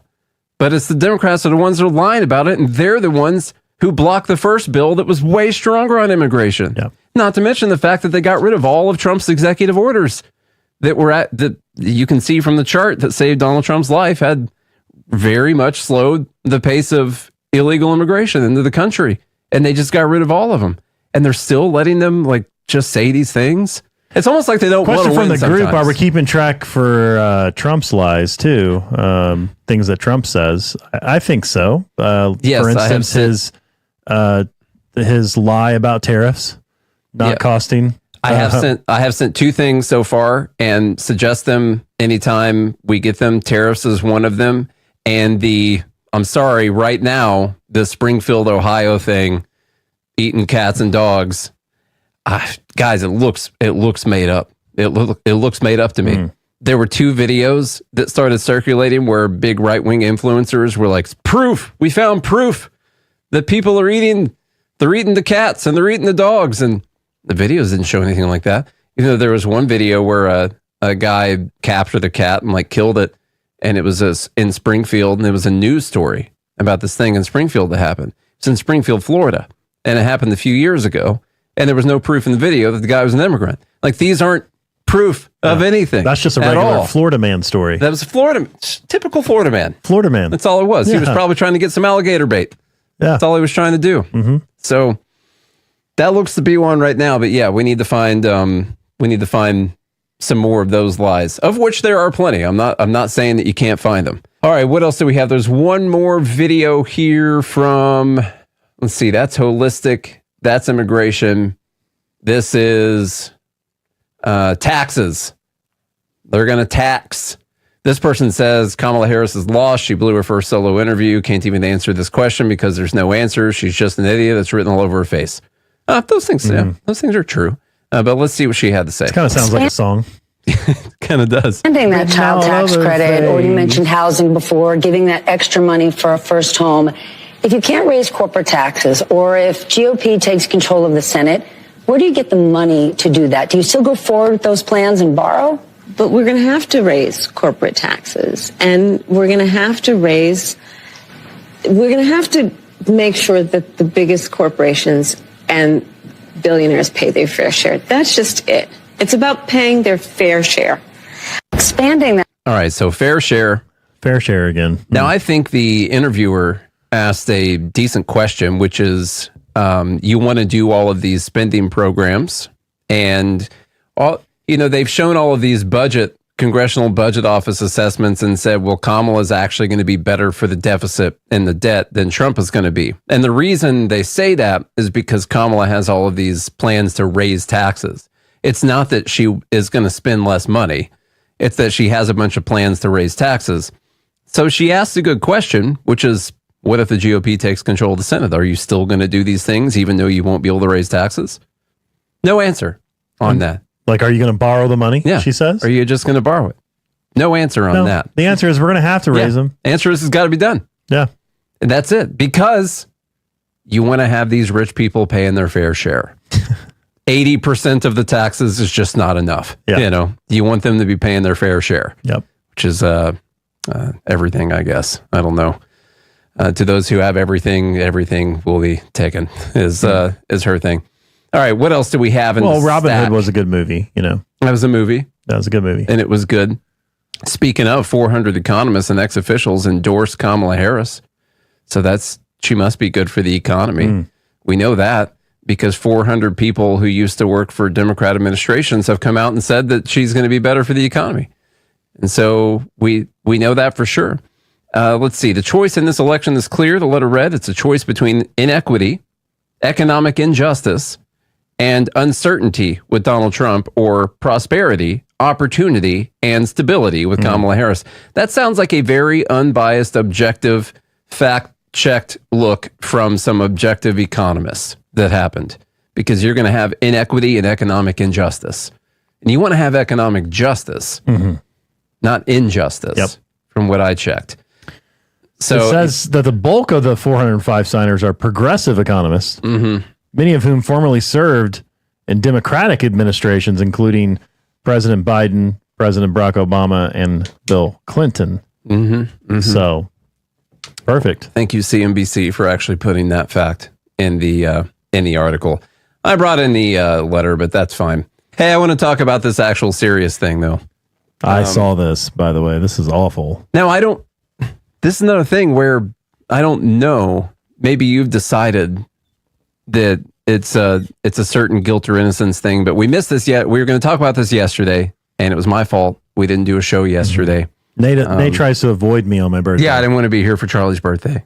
And because if he asks me to do something, I'll feel bad. It's his birthday, and I got to do it. And so it's just best to stay away. But Missouri did execute a man, Marcellus Williams. Many people have contended that he is actually innocent. Including prosecutors? Including current prosecutors there in St. Louis. The victim's family had asked for him to not be executed. And so there's stuff like that. Now, none of that really means that he is or isn't innocent. I think there's some questions for sure. The reason I'm saying I don't know is because it doesn't matter. Because the death penalty should be abolished regardless. So we don't have to have this conversation. And it's too late for us to do anything for this guy if he is innocent. The problem is we know somewhere around 30 to 40% of people who have been executed turn out to be innocent later. Yeah. And that's a problem. It's the stat Hannah posted a couple days ago was 1 in 8 end up, I don't know if that's current, end up getting those overturned, or if that's what the historical number is. I'm not sure which one. That would be 12.5%. Okay. But I don't know if that's current or if that's of the throughout ones history. that have already been executed. Yeah. Not on death row. It's probably likely because when you go back before DNA evidence, I'm sure the numbers were just ridiculous on how many innocent people were killed. Let's see. If you want to read some of this, All Charlie. Right. Mr. Bell's 63-page motion contended that there had been several violations of Mr. Williams's constitutional rights during the investigation and the trial. In the filing, Mr. Bell asserted that a defense lawyer had not presented mitigating evidence that could have spared Mr. Williams the death penalty, and that a prosecutor had improperly rejected black potential jurors, resulting in a jury with 11 white members and 1 black member. Mr. Williams was black, and Mrs. Gale, the victim, was white.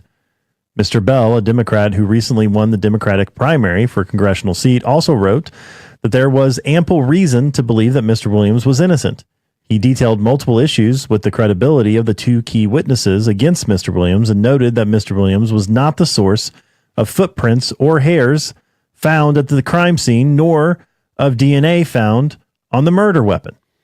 Now that's, that to me introduces something called reasonable doubt, in my opinion. Mm-hmm. If you got footprints, if you got hairs, now there's probably hairs all over my house, doesn't mean that if I get murdered tomorrow that those hairs have anything to do with it, first off. But I guess you could tell me. Well, likely, because it's probably your wife that did it. Statistically, it probably would be. Yeah, so it probably would be. So yeah, footprints, hairs, and DNA on the knife that was used that was not Marcellus Williams. Now, they ran it for DNA again later on and found that they got 2 DNA profiles. One was for the prosecutor, one was for the investigator on the case. And so they had improperly handled the knife. I think it ended up just getting thrown out. But anyway, here's some more. All right, Mr. Williams did sell a laptop computer that was stolen from Miss Gale's home, but Mr. Bell said there was evidence that he had received the computer from his girlfriend, who became one of the 2 witnesses against him in the belief that she would receive leniency in her own criminal cases, he said. Both witnesses died in the intervening years. While the motion by Mr. Bell's office wended its way through the court system, the state attorney general, Andrew Bailey, a Republican who was facing his own primary election challenge, asked the state Supreme Court to set an execution date for Mr. Williams. The court scheduled the execution for September 24th, Tuesday. A hearing on Mr. Bell's motion was scheduled for August, but just before that date, his office received a new analysis of the DNA on the murder weapon, a kitchen knife. Instead of pointing to an unknown suspect, which would have bolstered the case for Mr. Williams' innocence, the analysis showed that the knife had been handled by a prosecutor and an investigator at the trial. Now, this part's important, by the way, because they found DNA evidence for those 2 people, but not for another unknown person who wasn't Marcellus Williams, indicating, like what someone just said in the group, that the killer likely wore gloves or cleaned wiped the knife down or something like that. However they could clean it. I don't know if that was the case, but likely just wore gloves, and there was no DNA on the knife other than the 2 people involved with the investigation and the prosecution. And so there's not DNA for some other person who they never found that was on this knife, which is something that I've seen circulated on X several times. But that doesn't seem to be the case. Yeah. Just so you know.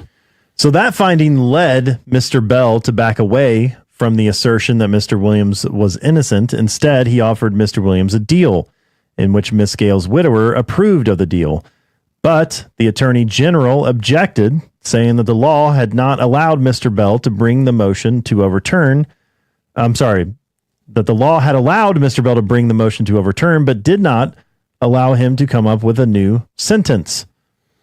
So not overturn, but they tried to do a new sentence to take away the death penalty, and they decided not to do that.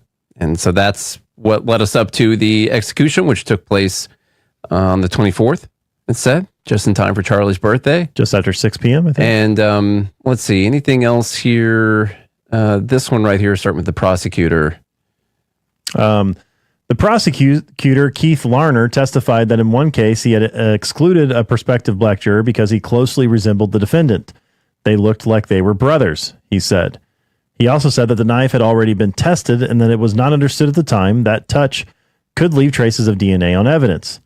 First, Judge Hilton and then the state Supreme Court rejected Mr. Bell's arguments, saying that multiple courts and hearings had found that Mr. Williams was guilty and that there was no credible evidence of constitutional violations. Supporters of Mr. Williams, including the NAACP, the Council of American Islamic Relations, Representative Cori Bush of Missouri, and Sir Richard Branson, the music magnate and death penalty opponent, called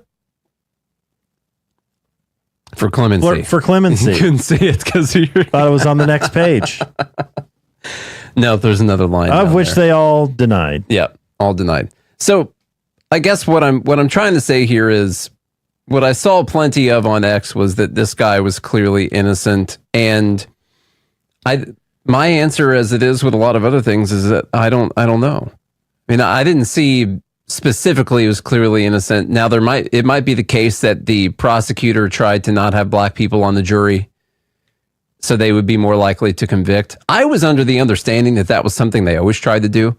And that might just be because I watched that O.J. Simpson show and they made such a big point of how they wanted to have as many black people on the jury as possible and not white people on the jury, that kind of thing. And I guess there's something unconstitutional about it, but also I guess it could be jury of your peers, but have we constitutionally aligned that with the color of your skin? Like, is that a rule, I guess? Does there have to be a certain amount of people that are the same race as you on the jury? I don't. The truth is, I don't know. Yeah. But of course, defense attorneys and prosecutors, they're obviously going to try to get 12 or 13 people, because there's an alternate. Mm-hmm. They're going to try to get those people to either exonerate if you're from the defense, or find guilty if you're of the prosecution. So, they're going to try to find people that are going to side with their case. Now, do they include skin color in that? Maybe. I mean, of course they do, because it's part of their unconscious bias. We learned that. Yes. In the movie, they hadn't had unconscious bias training at this time in 1998. Yeah, exactly. So that's one of the problems. Bailey said, "How many billionaires were on Trump's jury?" That's a good question. How many former presidents were on Trump's jury? I want to know. Yeah. So. Yeah, I don't know what jury of your peers, like, what does that mean? Does that just mean people who look like you? Do they need to have the same economic status, or just people from your Here's the district? Thing. This guy could totally be guilty. Yeah. He could have actually committed the crime. The problem, though, is that what if the government gets it wrong? Mm-hmm. Like, what if this guy is innocent? Like, at least, sure, maybe he spends the rest of his life in prison, but that is better than having his life taken from him. Yeah. Because what if he is innocent? Because that has happened. And by the way, I know a lot of you aren't upset about this because you don't even know who Marcellus Williams was. But I can guarantee if it was one of your family members, or you, God forbid, you would be very upset about this. And you would say, oh, yeah, look, the government should have no right to kill me. I'm innocent. You have to imagine if it happening to you. But you don't even have to imagine that. Like, as a libertarian, I feel like you don't have to imagine that, right? I mean, I don't know this guy, and I haven't thought about what if it happened to me one time. I know the government, and as a libertarian, you're supposed to know the government. Republicans are supposed to, these days, I guess, you're supposed to know the government. I mean, Matt Walsh, of all people, dude, you're probably on enough lists that if the government wanted to come after you, they could. Mm-hmm. And they could make up all kinds of stuff. Matt Walsh said Marcellus Williams confessed to the crime to multiple people, provided details about the crime that he could not have known without being there, was found with the victim's property in the car he was driving, was seen by his girlfriend disposing of the bloody clothes he wore during the crime. But didn't the prosecutor on the case say that he's actually innocent? No, that's BS made up by people on Twitter. It was actually, I believe, a current prosecutor in the district in which he was prosecuted that was fighting this. Wasn't he exonerated by DNA evidence? No, again, that's absolute BS invented by morons who are pretending to mourn the just execution of a savage murderer. He was guilty, deserved to die, now he's dead, thank God. I wish I could just be so confident as Matt Walsh when it comes to deciding the guilt or innocence of people, but I'm not, and I don't trust the government to do this at all. If you're looking for work, the person you are applying to is probably so swamped with applicants that he or she is tough to reach. So call early in the day, before 8 a.m., before the palace guards arrive. You'll need your prospect's direct number, and here's a sneaky way to get it. Suppose the company's main number is 555-5000. You should call 555-5019. Pam 2. When someone says, "Good morning, Pam Johnson," you should innocently say, "Oops, somebody here must have written this down wrong. I was calling for Tom Frederick. What's his direct number?" If the very next thing you hear isn't Pam giving you Tom's number, it may be, "Good morning, Tom Frederick." For more tips for job seekers and getting better results in all your day-to-day communication, hit survivalspeech.com. I'm Holland Cook. From Feature Story News in Washington, I'm Caroline Malone. Iran is preparing to launch an imminent ballistic missile attack on Israel, according to a White House official. In a statement, the official says the US is preparing to defend Israel and that a direct military attack from Iran against Israel will carry severe consequences for Iran. Kate Fisher reports from Washington. Well, this comes hours after Israeli forces launched a ground invasion of southern Lebanon, targeting the Iranian-backed militia Hezbollah, and days after Israel killed Hezbollah's leader Hassan Nasrallah in an airstrike. Iran's supreme leader said that his death will not go unavenged. On Monday, the US announced it was sending a few thousand additional forces to the Middle East to bolster the 40,000 already in the region and to help to defend Israel. The United Nations chief, Antonio Guterres, is calling for an immediate ceasefire following Israel's ground offensive in Lebanon on Tuesday. The Secretary General is extremely concerned with the escalation in the conflict, according to his spokesperson. It comes as a senior White House official told media the US has indications Iran is preparing to launch an imminent attack. Sally Patterson reports from New York, where the UN is headquartered. The United Nations Secretary General says he's spoken with Lebanon's Prime Minister and promised him the entire UN system in Lebanon is mobilized to assist those in need. On Tuesday, the UN's peacekeeping force called for de-escalation and said its peacekeepers remain in position. The force condemned Israel's incursion, saying it violates the country's sovereignty and territorial integrity. Israel, meanwhile, is warning its citizens to listen to safety instructions from the military, saying it's in the midst of a campaign against, quote, Iran's axis of evil. The US embassy there told all government employees and their family members to shelter in place. Sally Patterson, New York. US vice presidential candidates J.D. Vance and Tim Walz will face off later on Tuesday for what's expected to be their first and only debate ahead of November's election. The presidential race remains extremely tight, with both Kamala Harris and Donald Trump looking to gain any edge they can in the battleground states that will decide the result of the election. Ira Spitzer reports. The 90-minute debate begins at 9 p.m. Eastern Time and takes place at the CBS Broadcast Center in New York City. Democrat Tim Walz and Republican J.D. Vance will field questions from CBS News journalists Norah O'Donnell and Margaret Brennan. And just like the presidential debate 3 weeks ago, there won't be a live audience. While the overall impact of vice presidential debates is unclear, any viral moments that come from the clash of the two Midwesterners on key topics like immigration and abortion could inject a new element into the presidential campaign. With just 5 weeks to go until Election Day, polling between Donald Trump and Kamala Harris suggests it could be a very close election. Got Telegram? You can follow our channel there and discuss show prep with other listeners at telegram.freetalklive.com.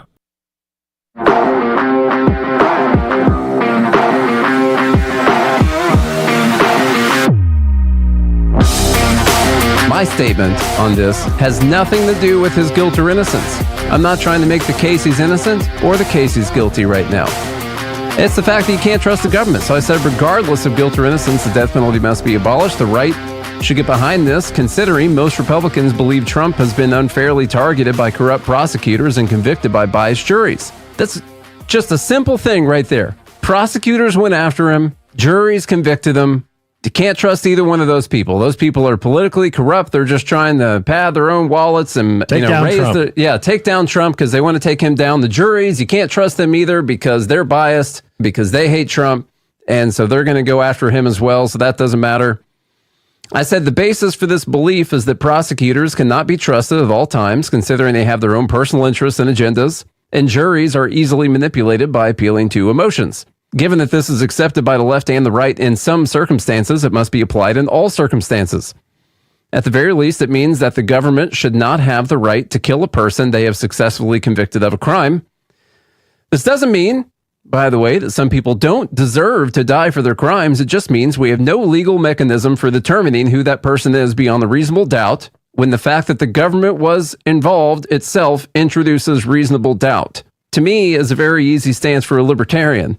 It's the government that collects the evidence and presents the evidence and says that this is the person that's guilty of this. Why in the actual F would I ever trust that? Yeah. Could you imagine being a defendant and the judge asking you, sir, what's your reasoning for reasonable doubt in this case? Well, Your Honor, you see the opposing counsel, their paychecks get signed by the same person your paychecks get signed by. And their incentive is to put me in jail regardless of my innocence. Is that justice, Mr. Reed? On account of there's an election coming up and he wants to get this off of his books. That's not justice. I mean, guys, even DNA evidence. I mean, there's been people who... Look at Kamala Harris, a corrupt prosecutor. I'm saying... Who knowingly kept people in jail on technicalities. That's one. Can't Republicans apply this in their mind? Yeah. That this prosecutor could be corrupt just like Kamala Harris, the corrupt prosecutor? Is there no actual ideology or principle behind this other than I don't like Kamala Harris, she's a bad prosecutor. I don't like Jack Smith, he's a bad prosecutor. This prosecutor, he got it right. I don't like Phony Willis down there in Georgia. She's a bad prosecutor. But this one, for sure, kill that guy. Because you can trust the government in this specific scenario right here. This one right here. You can't. I've seen DNA evidence that was faked, that was planted. You guys ever watch those Innocence Project shows? One of those guys went to prison for a couple of years for planting DNA evidence. I don't even trust DNA evidence. And that doesn't mean that no one should ever get convicted of any crimes. But to me, it definitely means that you can't kill the person. That's ridiculous. Here's another thing I don't believe right now.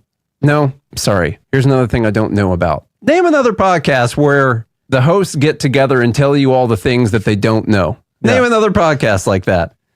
And it's because I don't know, because I don't trust the government. That's the main reason.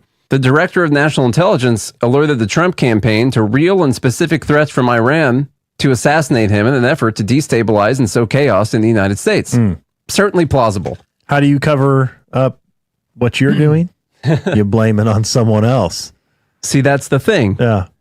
This is not a coordinated effort by the CIA or the NSA or any of the national intelligence or anything like that. No.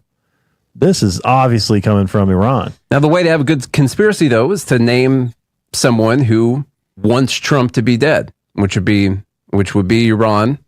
I think they want him dead. He also was pretty tough with sanctions and stuff like that. I don't think Iran wants Trump to be president again. Completely plausible, completely possible. I get it. It is. So I'm not saying that's not the case. Yeah. But wouldn't it be smart what are the odds that both Iran and the U.S. government are trying to kill Trump at the same time?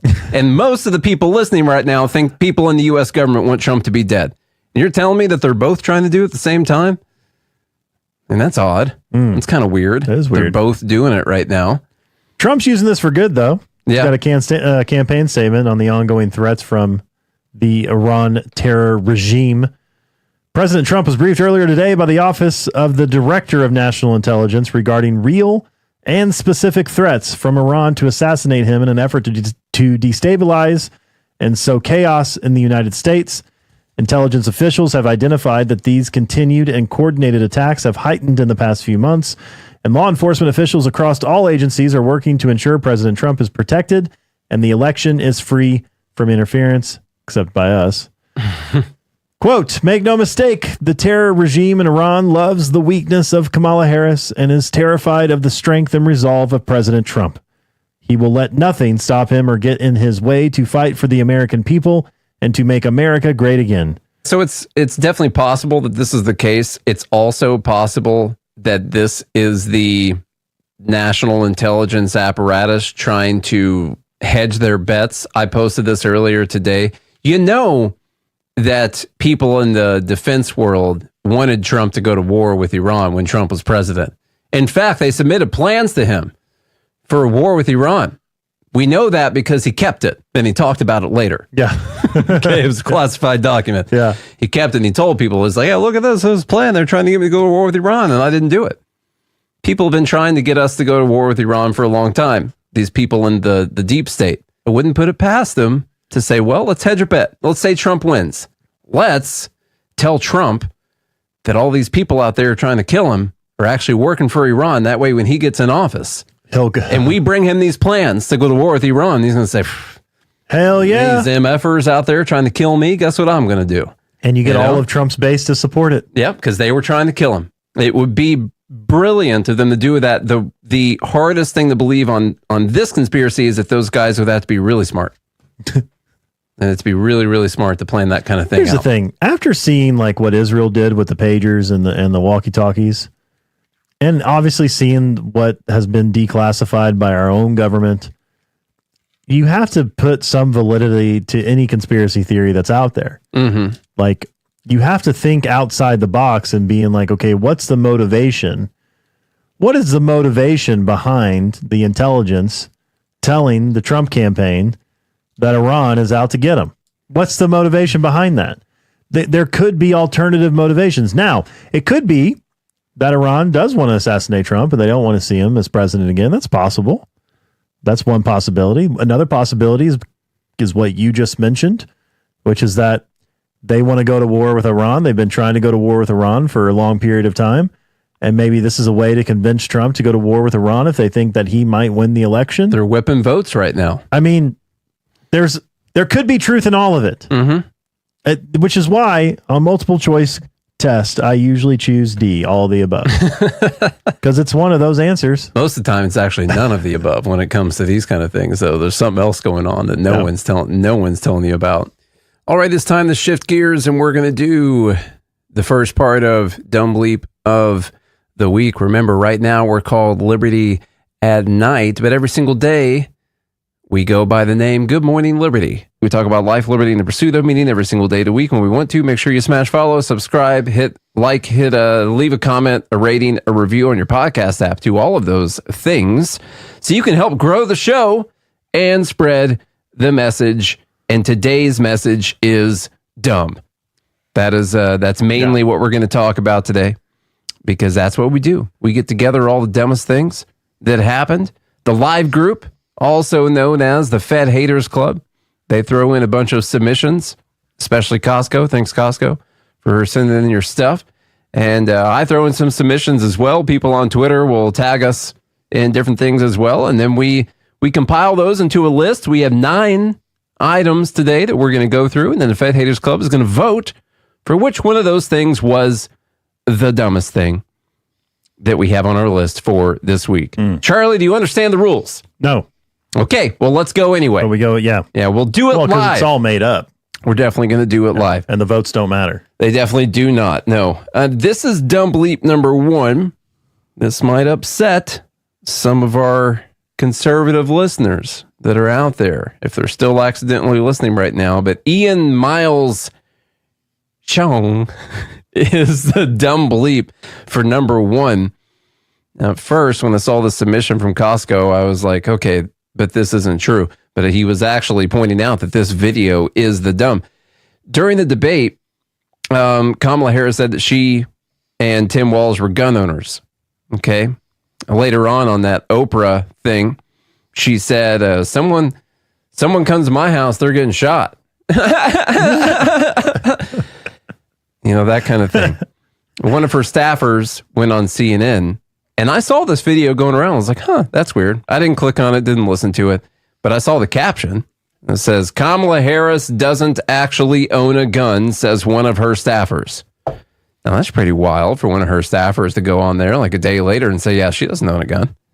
Turns out it's not true. Well, turns out what happened here was this video is sped up and is miscaptioned. And I have to assume that this is intentional. You really have to assume this is intentional. Let me show you the video that went around. She said at one point, well, if somebody tries to break into my home, they're going to get shot. She made that comment, and then she said, well, my staff will go ahead and clean that up. You were on Kamala Harris's staff. Can you give us some more information? I'm just curious from a biographical background, what do we know about this firearm that she owns, and when did she get it? Yeah, well, look, she has made it very clear that she staunchly supports the Second Amendment. She supports strong, responsible gun ownership, and she does own a firearm. So I don't know. I can't really comment more than that. She said at one point. All right, there's your proof. This totally normal video that was posted out there sounds true. But we could listen to the actual video, the video that someone had to speed up after they put captions on it. Or maybe they put captions on it afterwards, and the, whatever platform they were using heard she does own a gun as doesn't own a gun. I'm not sure. That's definitely what they put on there. It seems intentional to me. She said at one point, well, if somebody tries to break into my home, they're going to get shot. Now they sound drunk. She made that comment, and then she said, well, my staff will go ahead and clean that up. You were on Kamala Harris's staff. Can you give us some more information? I'm just curious from a biographical background. What do we know about this firearm that she owns, and when did she get it? Yeah, well, look, she has made it very clear that she staunchly supports the Second Amendment. She supports strong, responsible gun ownership, and she does own a firearm. So I don't know. I can't really. That sounds very clear to me that she said she does own a firearm. Yeah, she does own a firearm. Now, does she own a firearm? I don't know. Yeah, I got no clue. It's hard to believe. She said someone would get shot if they came into her house. Well, yeah, you got Secret Service protection. Of course they would. Right. Of course I don't think it's because she's going to pull out her 9 and bust a cap or anything. She's no cap. Yeah. Well, she probably Allegedly. had a firearm when she's on the streets. She grew up on the streets. She did grow up on these streets. Mm-hmm. She's been in those streets too. Mm-hmm. And she grew up in a middle-class family. We all know that too. Okay, so that's dumb bleep number 1. The reason it got its very own dumb bleep is because you shouldn't have to lie about stuff to make someone look bad. This is clearly a sped up video. When you listen to the normal video, the staffer says she does own a firearm. That's what the staffer says. Okay. We can clearly tell that. There's no reason to go out there and lie and spread this to your subtitles. Yeah. Change the subtitles to your over million. You got 1.1 million followers. I'm pretty sure he has. And to send this out there to those people. It makes you no better than people on the left. It's kind of sad, though. One of the reasons he has over 1 million followers is probably for stuff like this. That's probably true. Yeah. Mm-hmm. So, really, it's everyone else's fault. Mm-hmm. That's, yeah. Yeah. Everyone else. All right, we have an ad. That white dudes for Harris thing. Are you a member? No. Member? No? Not a member? No. Okay. You don't identify as white? Well, I don't know. Or a dude. I don't know. A dude? You don't like that? I don't like filling out those questions. Yeah, I got you. Well, they made an ad, and this is an ad for white dudes. So, Charlie, me and you, and likely a large percentage of the people listening to this episode right now, let's see if this speaks to us. They might win my vote with this ad. Okay. Wow. We'll is just it that see. good? I don't know. They might win it, though. It's for white guys. Here we go. Hey, white dudes.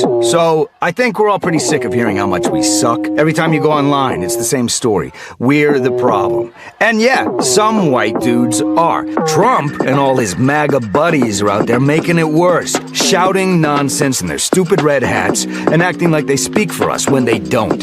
All they've ever done is screw us over. But if you're not on the MAGA train, where do you go? Isn't it just swapping out one crappy option for another? Then it hit me. This isn't about picking teams. It's about who's got a plan that's gonna make life better for me and my family.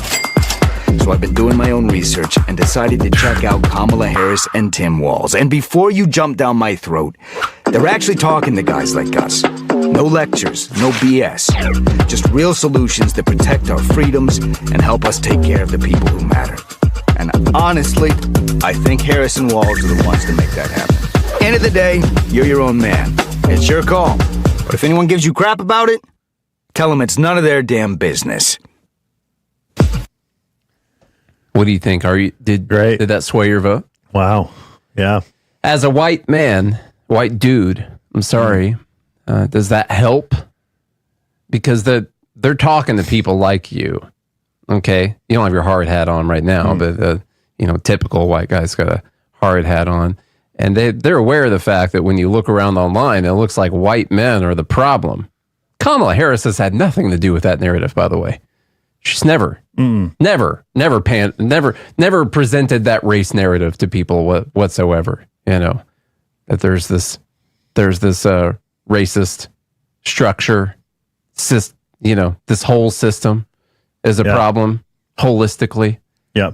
By the way, speaking of holistically, I Kamala Harris is at work in Brentwood. I was going too fast, but there's a holistic dog care right off Franklin Road in Brentwood, and I meant to get I'll get a video of it. Okay, so I can show you that holistic approach is at work already doing it in Brentwood. She's already she is the vice president right now, so I'm sure there are some places that have been listening to her. Yeah. So we kind of have that.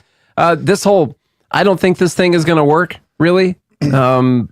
Their whole campaign is essentially about women's right to kill their children being taken away. And that's like the whole thing that they talk about, And this whole social justice narrative hinges on the fact that white men have had all this privilege and have destroyed society and made life harder for everyone else. Okay. Yeah. And so you're going to buy into that narrative and buy into the lie and buy into the fact that just because you're a white dude that you're the problem. I do think they've realized this is an issue, though. I mean, did you see that Teamsters vote, that poll that they took where Trump took like 60% of the vote? No. Okay. Well, when Biden was running, Biden got a pretty high percentage. He was close to 50, I think, and Trump was in the 30s. When Kamala popped in there, Trump went up to 60, and Kamala was down at like 40 or something. And then they made this ad, and it solved all the problems. I'm sure we haven't done new polling since they made this ad, but that's probably going to fix it, I would say. Number 3 is an easy one. Moving along quickly here, because we already talked about this week. And so I want to make sure it comes in for Dumb Bleep of the Week. And that's California governor signing. That's Gavin Newsom, by the way.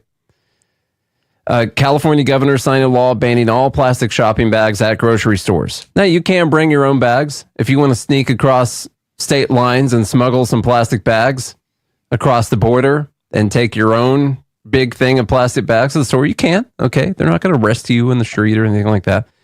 But they're going to be automatically giving people paper bags. And Charlie, paper bags are made of paper. And so here's my first question when it comes to this. Okay. What are Californians going to put in their bathroom trash cans? What do you mean? Like around the can?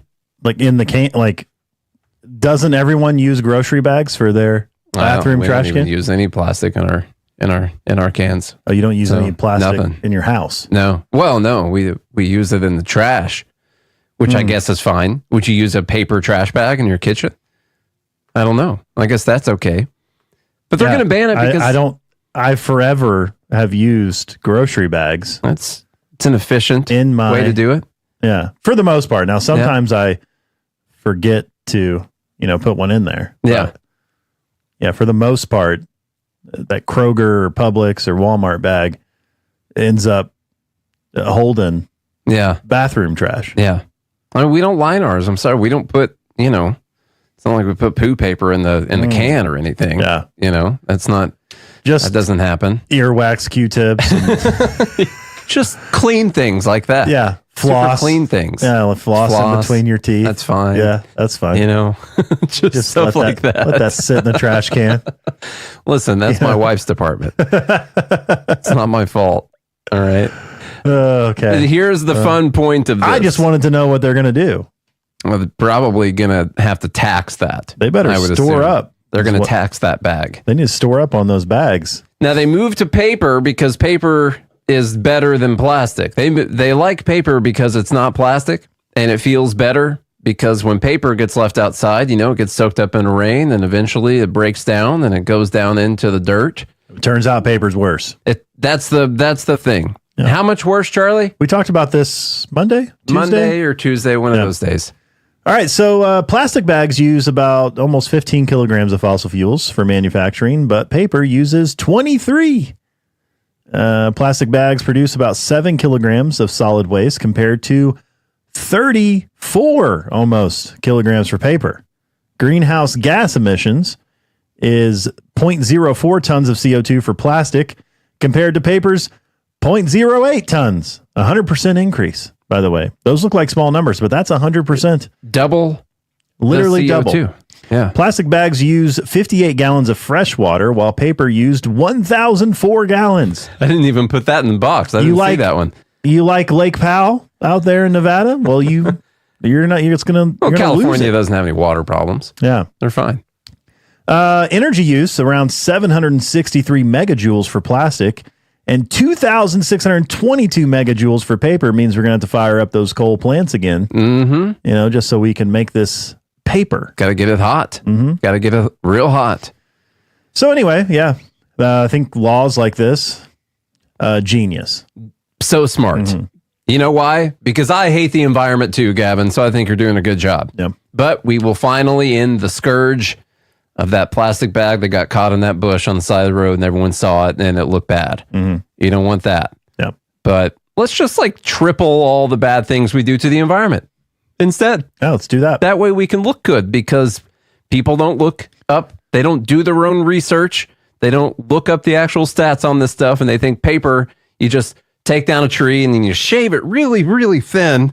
And then you just kind of glue it together maybe on the ends with some biodegradable, environmentally friendly glue. And then you take it to the store and then that's it. That's just how you got the paper from what I could tell. They could have passed a law, offering funding for poop scoopers to scoop up the homeless poop for people who defecate on the sidewalk. Could do that. But no.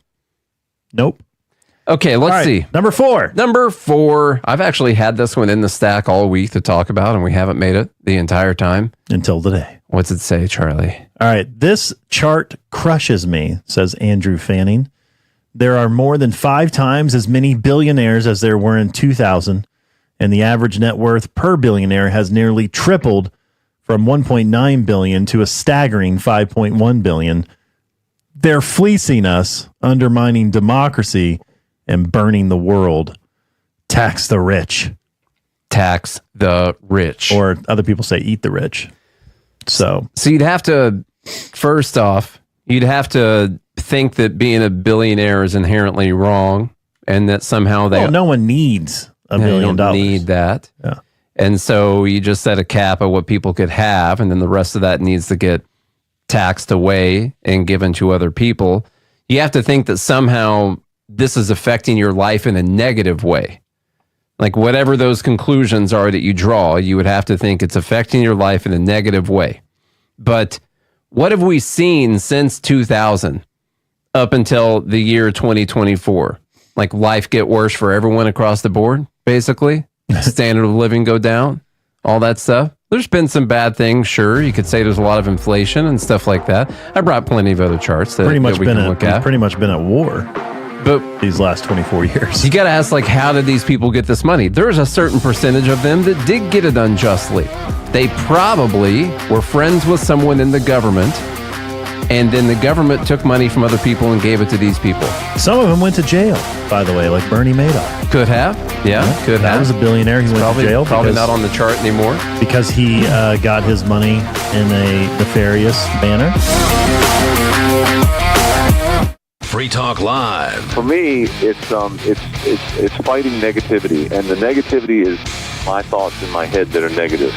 And I had to learn to recognize when my thoughts were being negative, because most of my life, most of my thoughts were negative. Mm-hmm. So I had to become aware of when they were happening.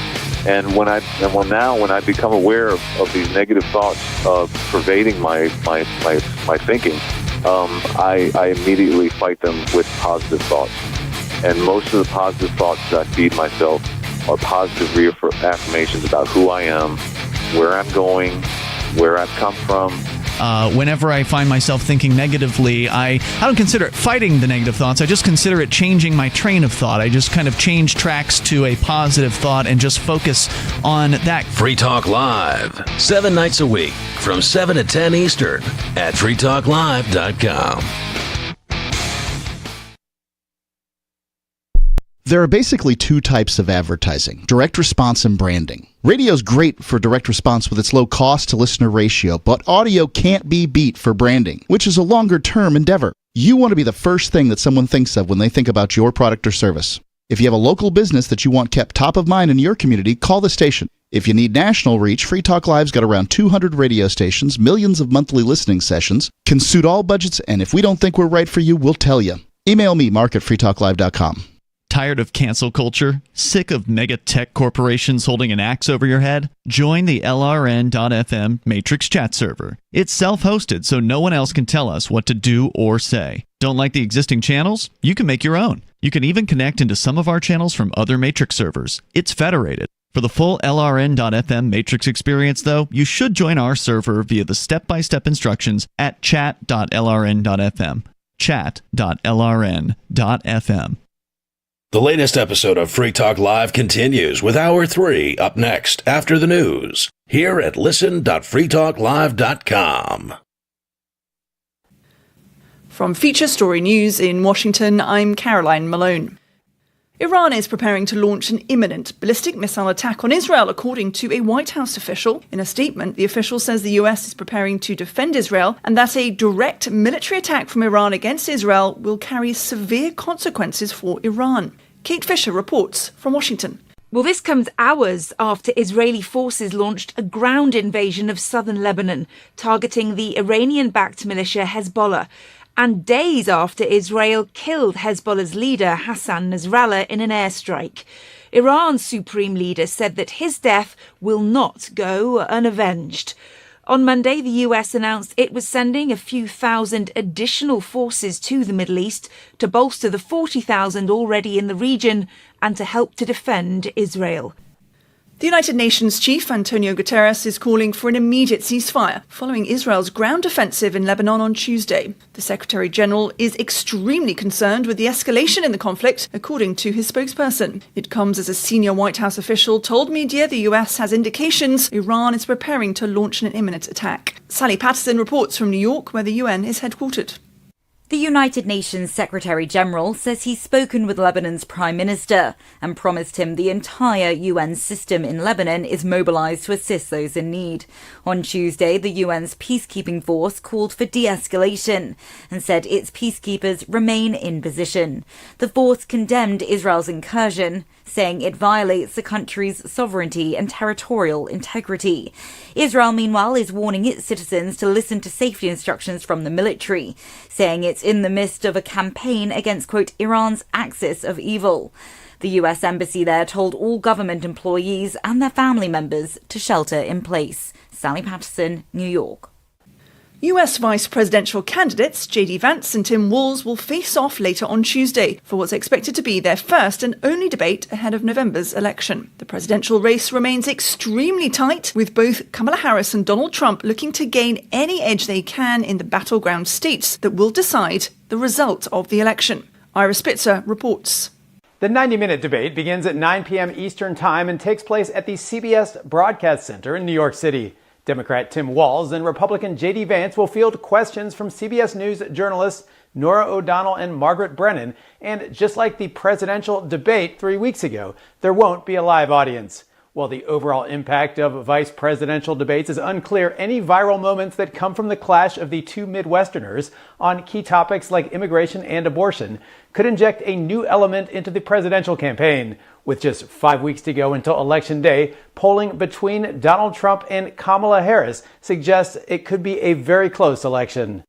From bureaus worldwide, this is FSN. With FSN Spotlight, I'm Simon Marks, looking today at Israel's apparent decision to open up a third front, this time in Yemen. It launched weekend airstrikes on Houthi rebel positions. Reprisals, said the government of Prime Minister Benjamin Netanyahu, for missiles launched in the direction of Tel Aviv airport when the Israeli leader flew home over the weekend from the United Nations in New York. Dr. Elizabeth Kendall is the head of Girton College at the University of Cambridge and an Arabist and Middle East expert. She says the Houthi leadership may be unnerved by the weekend's events. The Houthis had already put out several statements following the attacks on Lebanon by Israel, including the killing of Hezbollah leader Nasrallah.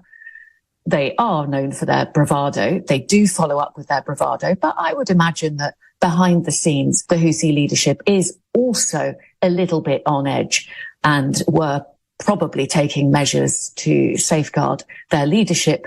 If I were them and I'd just seen Israel going for Hamas in Gaza, then moving to the West Bank in very quick succession, decapitating the leadership of Hezbollah in Lebanon, I'd be thinking maybe we're next. And indeed, that seems to be the case. Israeli officials say they are not seeking to open up a third front in their ongoing military action, but said the strikes on the Houthis were driven by a determination to defend their own territory whenever it comes under attack.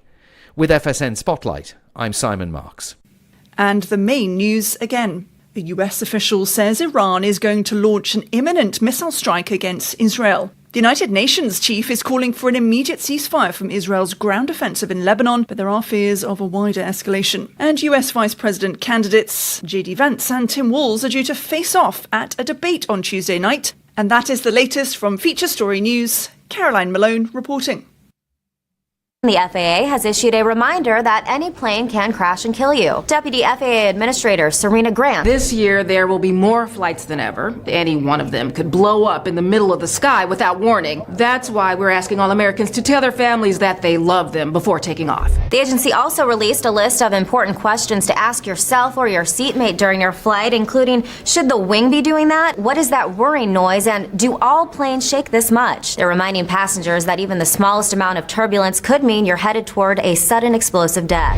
While hurtling through the sky at unimaginable speeds in a steel coffin can feel like gambling with your life, the FAA says there are ways to regain the illusion of control. If you're worried about crashing, why not switch your flight at the last second? It might just save your life. Or kill you, depending on which plane crashes. And for those who aren't flying this holiday, the FAA has reminded everyone that a plane could fall out of the sky right on top of you at any moment. This is the Onion News Network. Our Matrix server is about as free as internet chat can be. Join the existing rooms or create your own at chat.freetalklive.com.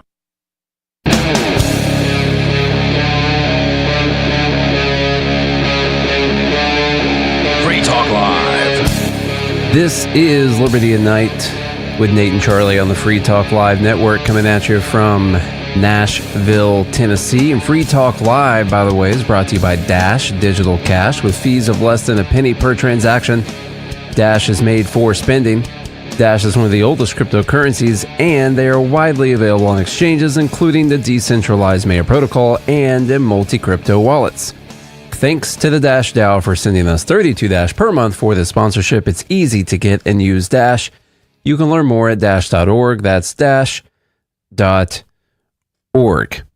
And do not forget, absolutely do not forget that we have a daily podcast on your favorite podcast app called Good Morning Liberty. On Tuesday nights on the Free Talk Live network, we're called Liberty at Night. But every single day of the week when we want to, we are called Good Morning Liberty. And you can even watch on Spotify. So we do a video with every show, charts and graphs sometimes, and you can watch all the videos that we're watching and all that. And you can watch that on Spotify or YouTube or Rumble, wherever you get your videos, of course. But make sure you look for Good Morning Liberty. And if you want to hang out live with us, then you can join our private Discord channel, joingml.com. That's joingml.com. Those are the Fed haters. We call it the Fed Haters Club. Right now, we're doing Dumb Bleep of the Week. So let me see. The world's billionaires... all he did was model, Social Security and Medicare, but... He thought it was fine. Yeah. Let's see. We got 470 billionaires in the year 2000, 2781 in the year 2024. I didn't realize it was that good, but apparently we're doing pretty good. I also wanted to show you the GDP per capita has gone up quite a bit since that time. It's basically doubled, actually more than doubled since that time. I also wanted to show you that the population has gone up during this time. That's an important thing. Almost 2 billion more people. Yeah, almost 30%, basically 30% increase in the population. So first off, when you look at a chart like this, you would have to divide it by the population increase, because what you're saying is there's a percentage of the population that are billionaires in 2000, and there's what percentage of the population that are billionaires in the year 2025. That number actually still went up, which is a good thing. That means more people are getting into that club because they are creating more valuable things for other people. If you had this system where it's impossible to make it and you just got this oligarchy or whatever, then you would stick with like the same amount of billionaires for the whole time, or the percentage of people that were billionaires would go down during this time. And you would see that it's just impossible for people to make it to that point, but it's not. And that's a good thing. And then the most important part, the absolute most important part of this is since the year 2000, extreme poverty around the world, because that was a world billionaire figure, has dropped from about 30% to about 9% is where it's sitting right now. So 2000 to, this is 2022, about, say, 29% down to 9%. Now, those billionaires increased their average net worth, and that average is now up to $5 billion, I think is what it said. We went from 470 billionaires up to 2,700, whatever it was, billionaires. And poverty, extreme poverty around the world decreased from 29% down to 9%. And this is a bad thing.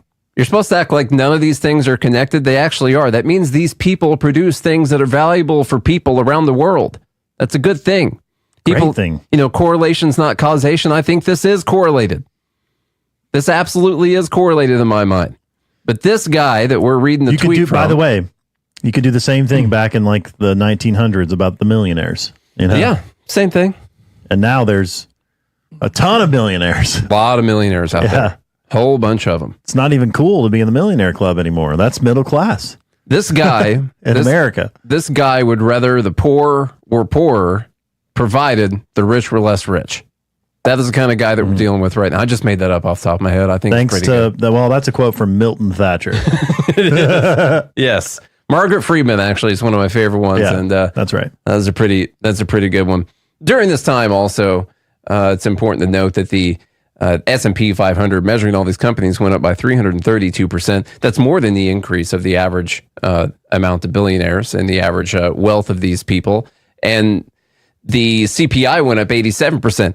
You would think that since this is a measure of all the value of all of those rich people's companies, essentially, when you look at something like the S&P 500, and since they're just stealing from you, and since all of their wealth is just theft from you, and the prices and the profit that they charge is just causing all of your prices to go up and everything to get worse for you, that since the S&P went up 332% during that time, that CPI would also go up something like 300% because those things should be directly correlated, right? But instead, CPI went up 87% during this time. And that means that not all of that was just coming from price theft from you for the things that you're paying for. That's what I read into with that anyway. I don't know about you. Yeah, same. Billionaires are a good thing, and we shouldn't be afraid to say it. As long as, provided, you got that by providing things that are valuable to other people and free exchange of goods and services. Well, and the only way to reach that status and keep that status is by providing things of value. I mean, you can look at the recent example of Carvana, right? I mean, they had a niche idea. They went public, was valued at billions, and then the market was like, yeah, this isn't great. Mm-hmm. And guess what? A lot of those billionaires became not billionaires because the value drastically went down. Well, that's an interesting example. Because so the only way to get there and stay there is you have to provide something of long-standing value. Carvana is a great example because those billions that they were worth, they never technically existed. They existed on paper. It's what people were willing to pay for their stock, for portions of ownership of their company. But it was never from profits that they made from the company because the company didn't make any profits. So the billions that those people were worth was the market betting. Not fake, but people just saying like, oh, I think that piece of paper that says that one share is worth this much money. Not because you guys profited all this money from what it is that you're doing, but maybe the future value of your company. And also because everyone with this guy is saying he thinks it's worth more. So I need to buy it now because I'm going to sell to this guy who thinks it's worth more. Mm-hmm. You know? And that's how many of these billions are created. And those billions, what people have to remember, wouldn't exist if people weren't doing that. Now, the same thing happened with Amazon, by the way. Okay, they were worth billions of dollars before they ever made a profit because people were betting based on the numbers and the logistics that Amazon was building that is going to be the future of shopping. And guess what? They were right on that one. Now Amazon is one of the most profitable companies. Same with Tesla. Elon Musk was a billionaire before Tesla ever made any money. Yeah. You know, and for every one of those that people are right about, there's probably 50 to 100 that they are wrong about, you know? And so there's a lot of money that exists on paper, but it doesn't mean that that's all money that's been taken from people, you know?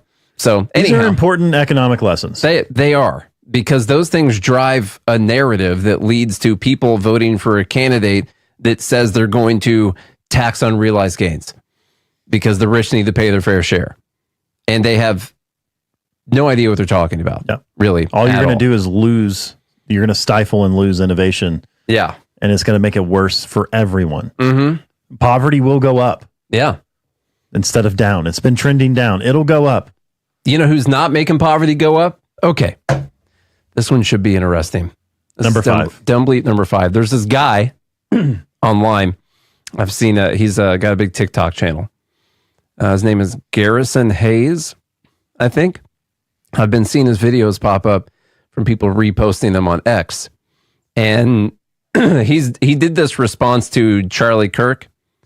And Charlie Kirk was giving those statistics that we hear, like black people are 13% of the population and they commit 50% of the violent crime, stuff like that.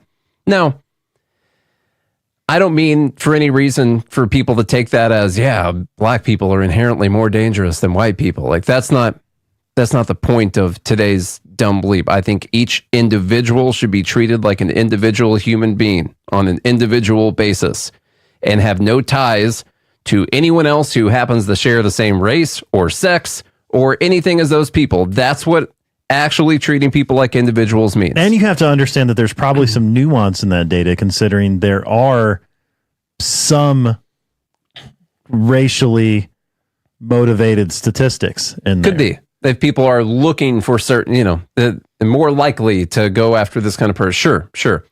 What I don't like about what I this, mean is what they're using like prison data, essentially, you know, convictions. And there are proven instances, for instance, like in Alabama and some other places, especially back in the 80s and 90s, where there were racially motivated convictions that we know now that those people were innocent. Yeah.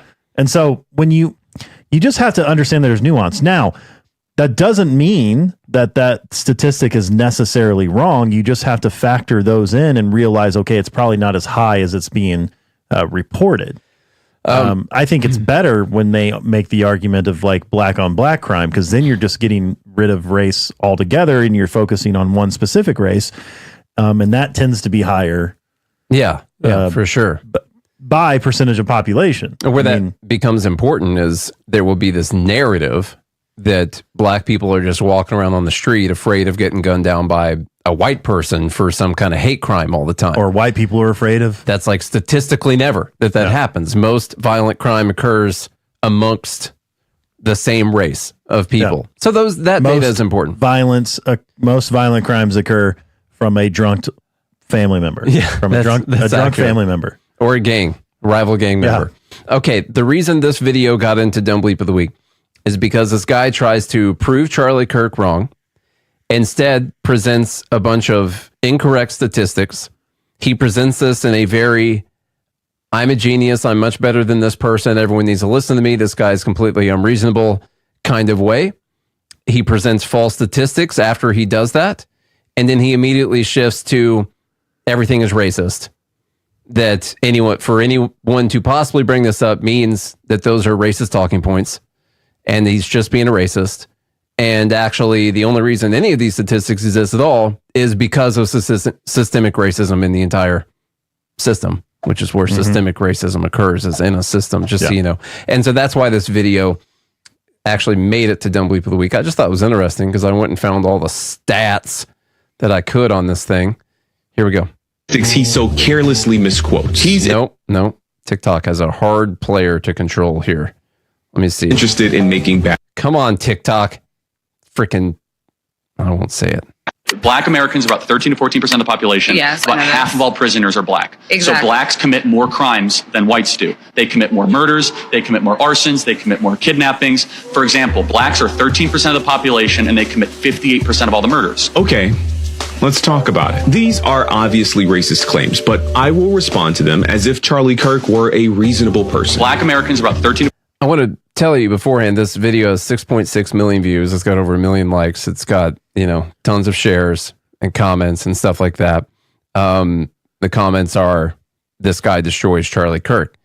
The first thing he did was he took a statistic that Charlie Kirk just said, which is true, and said, these are obviously racist statistics. Okay. So that's annoying to me. Just so you know, here we go.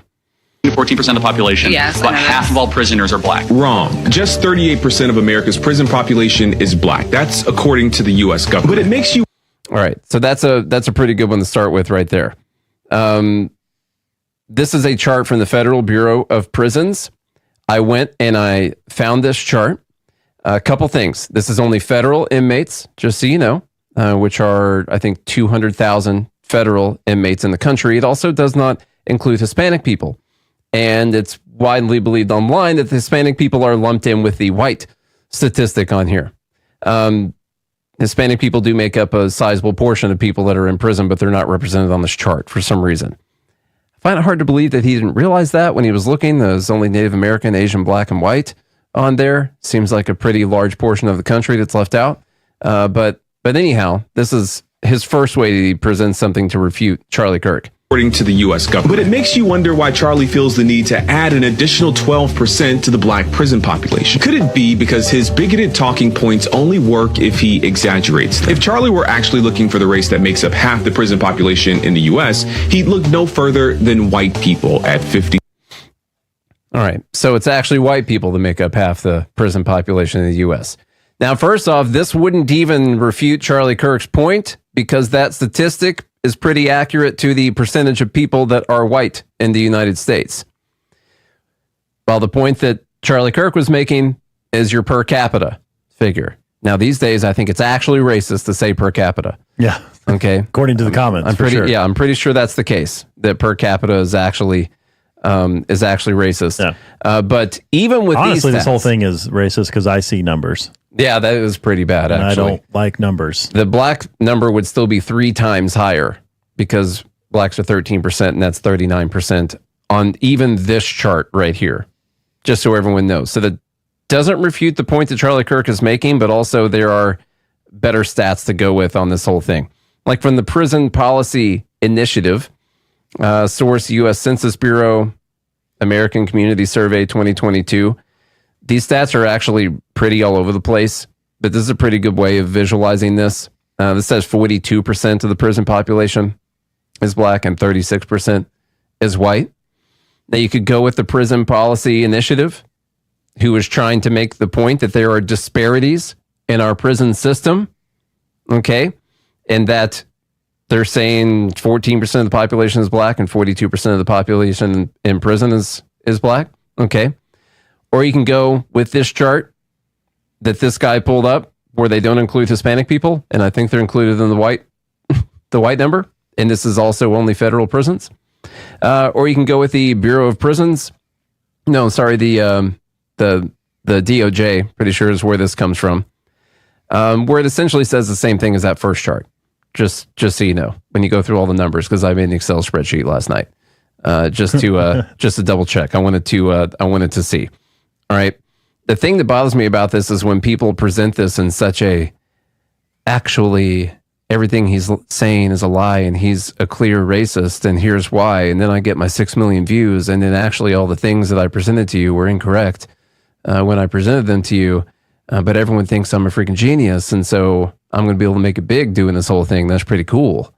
I don't like that. Not a fan. 7%. Exactly. So blacks commit more crimes than whites do. Wrong. The word "so" is doing a lot of heavy lifting in that sentence. Exactly. So blacks commit more crimes. He's saying "so" as in therefore, as in one could conclude. But Charlie knows he's lying. Even if he hadn't just lied about the black prison population, Charlie is smart enough to know that correlation does not equal causation. But he's hoping that you don't know that. So he deploys the word "so" to make you think he's coming to an obvious conclusion. Exactly. So blacks. Instead, he's making an illogical racist leap. Charlie knows that we don't have usable data about who commits crimes. It's impossible to have that data since so many crimes go both unreported and or unsolved. Charlie knows that we only have data about arrests and convictions. I'll come back to that data in a moment. What's painful... We'll go to that data for a second too, because he says that what Charlie Kirk says is wrong, because we know that not all crimes are solved. But we do have the data for the solved crimes and for the people that are arrested and convicted for these. Don't worry, we'll talk about exonerations as well. You know there's 5 executions coming up next week, by the way? Good Lord. Yeah. In Missouri? No, I don't want maybe it's just in Missouri. Missouri just yeah, killing people left and right. Good Lord. Oh, man. He said, so he kept repeating that. So blacks commit more crimes. So blacks commit more crimes. And he's like, he's wrong. Okay, well, we do have the FBI violent crime data. And, you know, it sort of says that. It does sort of say that when it comes to homicides. And then it sort of does say that when it comes to all violent crimes as well. And so I'm still not happy. I'm still not happy with this guy, Garrison. Mm-hmm. What I hate is this faux intellectual thing that he's doing. The obvious is that Charlie Kirk isn't interested in understanding the statistics he so carelessly misquotes. He's interested in making bad faith arguments. Something that becomes even more obvious in his next point. Blacks are 13% of the population and they commit 58% of all the murders. Wrong again, and loud this time. If Charlie were interested in honesty, he would have mentioned the other 1350 statistic. Yes, black people are about 13% of the population, but make up 53% of all criminal exonerations. In fact, black people make up 55% of all murder exonerations. Specifically, black people are more likely than any other group in this country to be convicted of crimes they did not commit. And then people like you have the nerve to parade these stats around as though they prove something. The reality is that you probably know these stats, but you leave them out on purpose because to bring that stat into this conversation would make some people think. And that's the last thing a person like you wants. You wouldn't want someone to think about the stats that he's pointing. Now, see, the exonerations, that was my point at the beginning, which there is some nuance because you're talking about, you know, convictions and people that are in prison and things of that nature. And there is some nuance because we do know that there have been some things overturned. However, even when you take the exonerations, my point was, even if you take the exonerations or let's say the falsely accused into consideration, per capita, it's still significantly higher than it is any other race. Well, so he takes the... And in fact, when you look at it, it's against themselves. Yeah, mostly. Yeah, for the most part, which we've gone over that FBI data a bunch of times, you know. Charlie Kirk makes this point, well, 13% of the population, they commit 58% of the murders. And then the guy just says, he's wrong. And I think he says loud this time or something like that. I don't know. He just says he's wrong. And then he just shifts the topic and says, well, black people are 55% of the exonerations for murder. He doesn't actually say what the stat is. You know why? Because the stat is 13% of the population, 53% of the murders, not 58. And those are the stats that I was able to find through all my research last night. When it comes to the exonerations, sure, that is true. It doesn't affect the number at all because there's only about 150 exonerations every year. And in 2023, of the 150 exonerations, I think 65 of them were black people exonerated for a homicide. And so when you take 65 out of the number of the murders every year, it doesn't move the statistic that Charlie Kirk was presenting in the first place. He just shifts the narrative to... It goes 53% to 52%? Like 52% is what it goes down to. Right. All right. And so... That's what I'm saying. Yeah. It's not enough there to is affect some the nuance. stat. Right. But he just says he's wrong. And what he does is he shifts to this narrative of, well, even if you can say that it's 13 and 53, black people are more likely to be wrongly convicted of something. And so therefore we can't even talk about this. Is the answer. And he uses the big number, 55%, to make you think, oh, wow, half the convictions. Yeah. Half of all convictions. That's what it sounded like to me when I first heard it. And I just realized it this morning that it's 55% of the exonerations, not of the convictions. Yeah. And the exonerations is a small number of 150, and not all of those are for murder, which is the statistic that Charlie Kirk was talking about. And so it doesn't affect the stats that he presented whatsoever. What's the point here? Now, of those exonerations, Kamala Harris has fought to keep 100% of them in prison. Yes, exactly. But we don't talk about that. No. We don't talk about that. That's not important at all. She's going to fight for social justice or something like that. Yeah.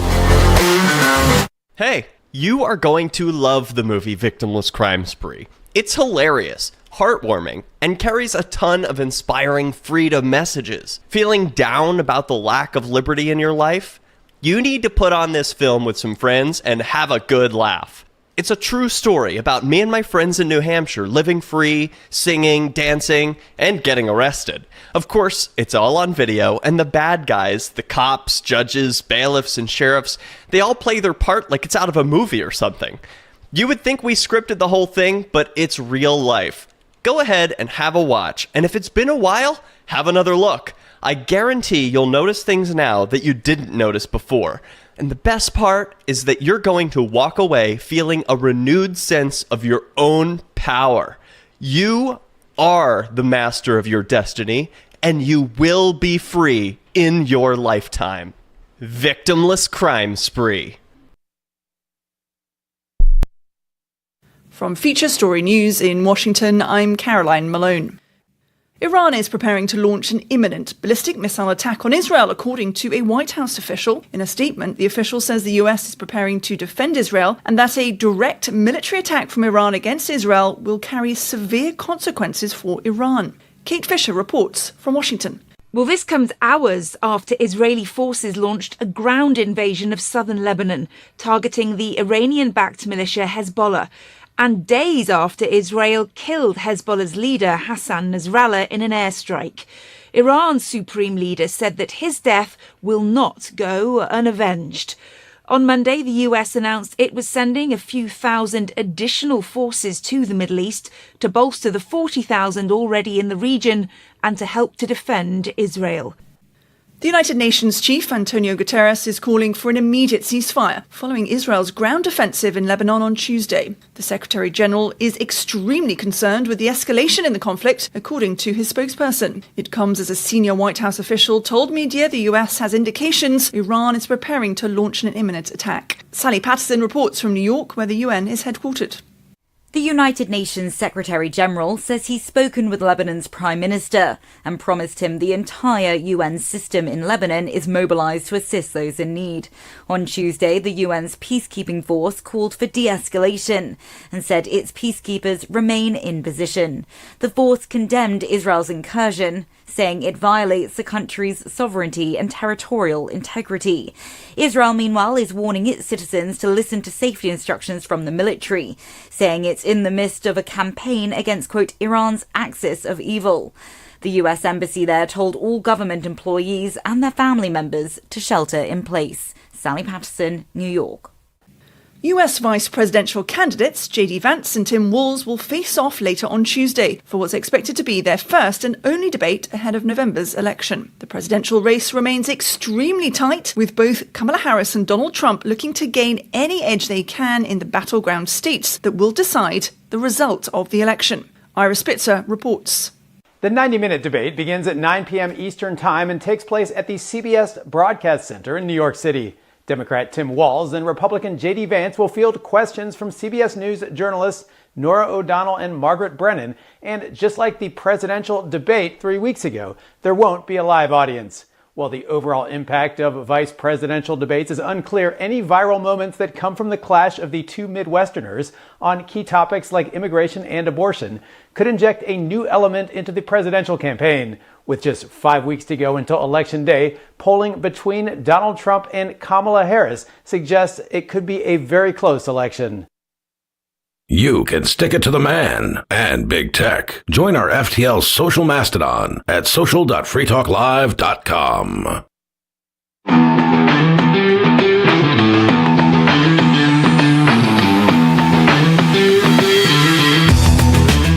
What's up, all of our liberty-loving friends? This is Liberty at Night with Nate and Charlie on the Free Talk Live Network, coming at you from Nashville, Tennessee, and we are currently in the middle of Dumb Bleep of the Week, about to finish that up, and then the live group, the Fed Haters Club, is going to be voting on what the dumbest thing that happened in politics over the last week was. If you want to be involved in this voting, or if you want to chat live with us during every single episode, you can go to joingml.com. That's joingml.com. GML stands for Good Morning Liberty. That's our daily podcast. We're only called Liberty at Night on Tuesday nights on the Free Talk Live Network. Our actual podcast name is Good Morning Liberty. And so we're going to get back into Dumb Bleep of the Week. And like I said, if you want to hang out with our live group, Faith Haters Club, and vote on all these things, go to joingml.com. We were talking about this guy that was trying to destroy these arguments Charlie Kirk was making about race and crime rates and stuff like that. And he presented some really bad statistics to disprove Charlie Kirk's statistics on this fact, and let's get back into that. I think things like this are important because, Thomas Sowell, Walter Williams, all kinds of people like that will say that maybe there's a culture problem. Let's take a holistic approach to what's wrong here, because it is odd. It's just odd. And once again, you judge everyone on an individual basis, never through some collective thing like what their race is or their sex is or anything like that. Okay? You judge people as individuals, so you don't take these and apply it to everyone who looks like someone else, okay? That's a ridiculous collectivist, socialist thing to do, all right? But the fact of the matter is, it's pretty weird that Asians like myself represent 1.3% of the prison population, but 6% of the U.S. population. So what are they doing, okay? Is there... the people not ever racist against Asians? I don't know. Maybe not. Not sure. We're just not counting the internment camps though. As no. This is more recent statistics. These are recent statistics on this. Yeah, not them. Okay, 59% of the population is white. That's 31% of the prison population. 13% of the population is black. This stat I was pulling from said 32% of the prison population. Like I said, the stats on that were all over the place depending on what agency you went to. Hispanic, 19% of the population, 23% of the prison population.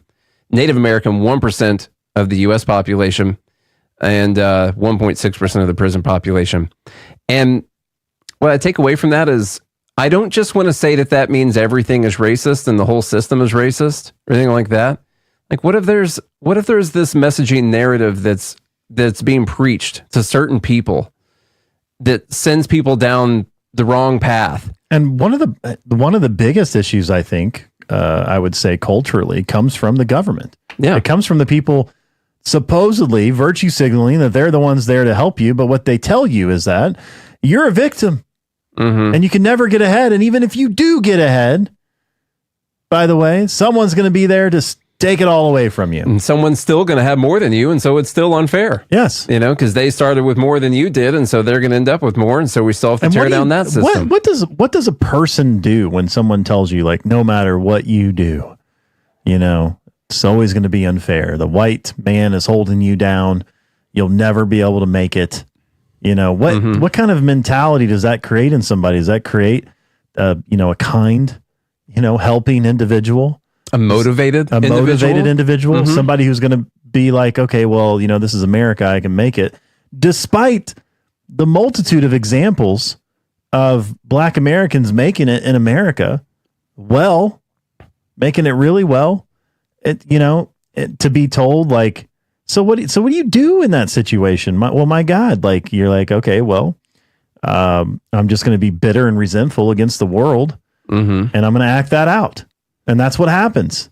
And I'm going to donate to the people who told me that they're going to fix it. Yeah, exactly. There you go. That was number 5. That took quite some time. Let's get on to number 6. Greta Thunberg. Why anyone ever decided that she was someone to listen to? I mean, that is the weirdest thing, first off, to me. Why? I don't know. She was a kid.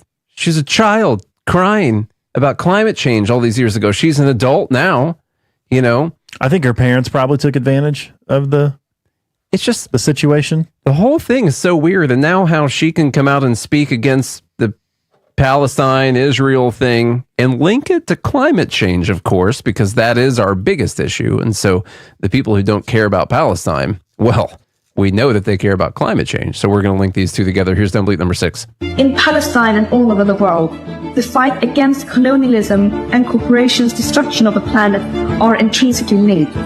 Look at Chevron. Everyone knows that Chevron is one of the world's biggest climate criminals. But the oil giant is also fueling Israel's genocide in Palestine. As Israel bombs hospitals, homes, and schools in Gaza, Chevron supplies them with energy from 2 Israeli-claimed gas fields in the Mediterranean, making millions in the process. Ending Israel's genocide in Gaza and Israeli apartheid is a climate justice issue. Israel is destroying Palestinian lives, but also destroying Palestinian lands and resources through its warfare and industries that pollute and destroy the environment. We cannot stand by and do nothing. I'm joining Palestinian global calls to boycott Chevron. Together we are calling for Chevron to withdraw from its projects with Israel. Join the movement to defend human rights and protect the planet by pledging to boycott Chevron now. I'm in. Yeah. I'm in. Yeah. She said it. How do you boycott? Like, I haven't been to a Chevron station. Do they have gas stations still? I don't or are know. they just talking about their oil? I got to look up and figure out where their oil goes. I don't know. Well, yeah, I got to try and figure this out. Well, yeah. You know, because I want to stop the genocide or whatever. History, I don't know. The holistic approach. Okay. To It's good saving to be holistic, planet yeah. Earth Mm-hmm. and fighting for human rights is to boycott Chevron. She's turned into a pretty good grifter. I'm going to tell you that. Like, she does a good job, or at least her handlers do. Like, taking this thing in Israel and Palestine and saying this is a climate justice issue. Mm-hmm. You know, like, hey, I know you guys are dealing with war and internal conflicts and, you know, borders and stuff, but don't forget about me. Don't forget about what I'm doing out here. You know, I got a book. Yeah. I got a book. It's called How Dare You? You know, go check out my book.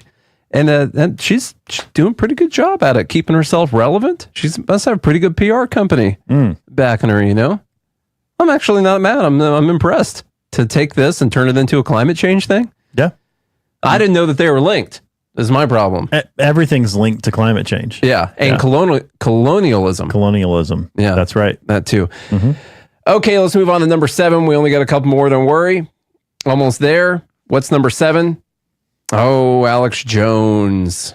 Poor guy. I kind of feel bad for him, you know. From the AP, the judge is to approve auctions liquidating Alex Jones's InfoWars to help pay Sandy Hook families. This thing makes me mad about free speech. Yeah. Like, really mad. As it should. Yeah. All right. Conspiracy theorist Alex Jones. I like that's how they start the article, Yeah. just so you know. By the way, a lot of stuff he said has come true. Some of the stuff not. Yeah. But I guess- InfoWars media platform and its assets will be sold off piece by piece in auctions this fall to help pay the more than $1 billion he owes relatives of victims of the Sandy Hook Elementary School shooting under an order expected to be approved by a federal judge. U.S. bankruptcy judge Christopher Lopez in Houston said during a court hearing Tuesday that he will approve the auctions that start in November.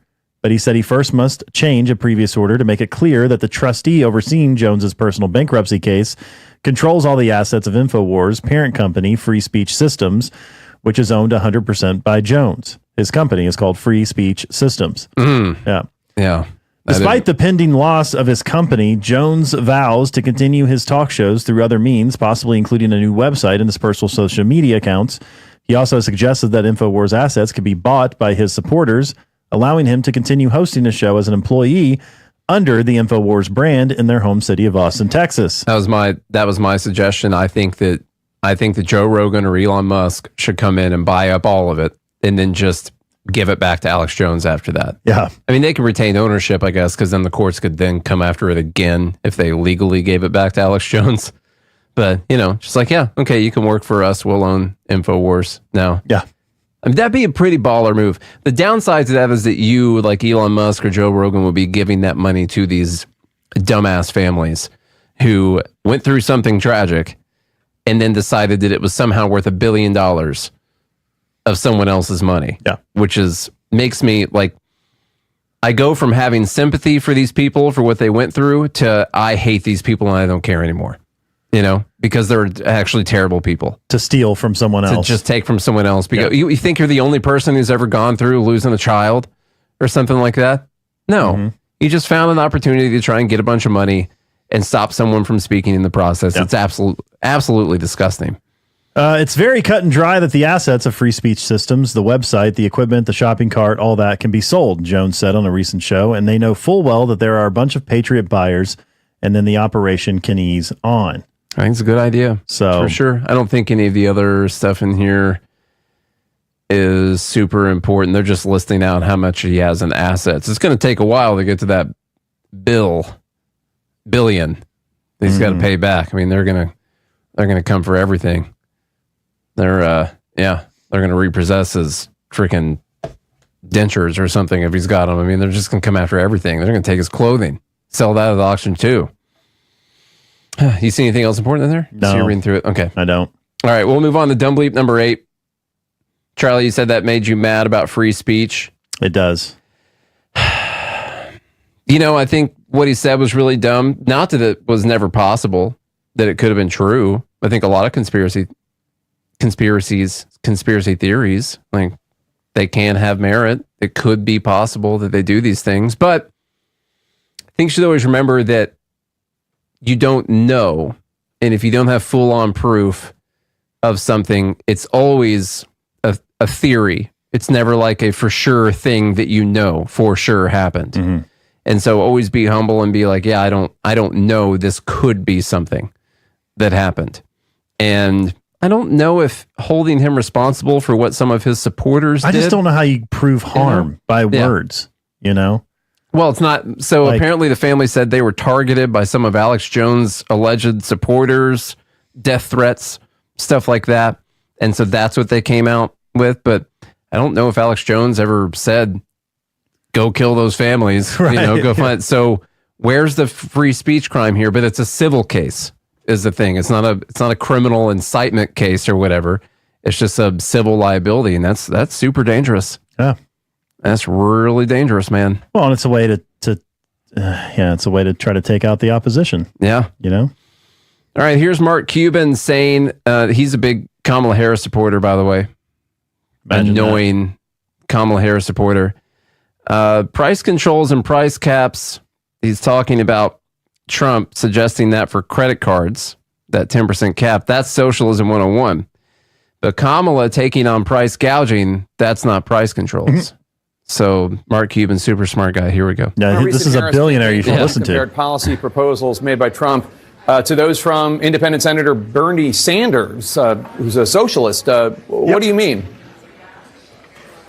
Oh, it was a race for socialism, right? Bernie said that credit card companies should cap their interest rates at 15%. Donald Trump, being the socialist that he is, had to beat Bernie. So Donald Trump went out and recommended that interest rate caps be set to 10%. The fact that he's even suggesting price controls and price caps is socialism 101. You haven't heard that from the vice president. You have heard that from Donald Trump. Well, then how do you interpret? How do you interpret what she's doing in terms of price gouging, taking on price gouging by food companies? Because a lot of critics have said that is a form of price controls.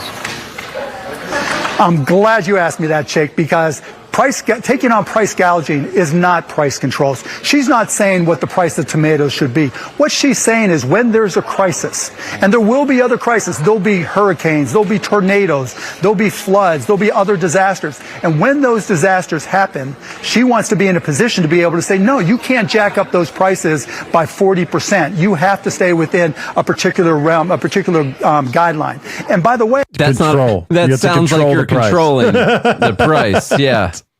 Yeah, let me make sure, but that sounded like a control to me.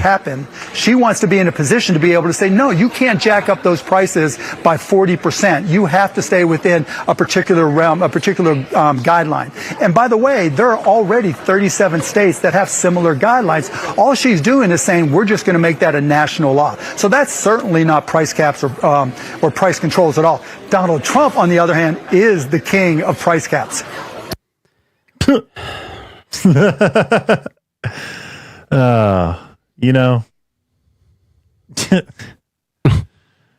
God, I just don't even know what to say anymore. I'm just going to say in lieu of free speech. Okay. Does anybody listen to what this faggot says? No, I'm just taking the Shane Gillis line, Yeah. And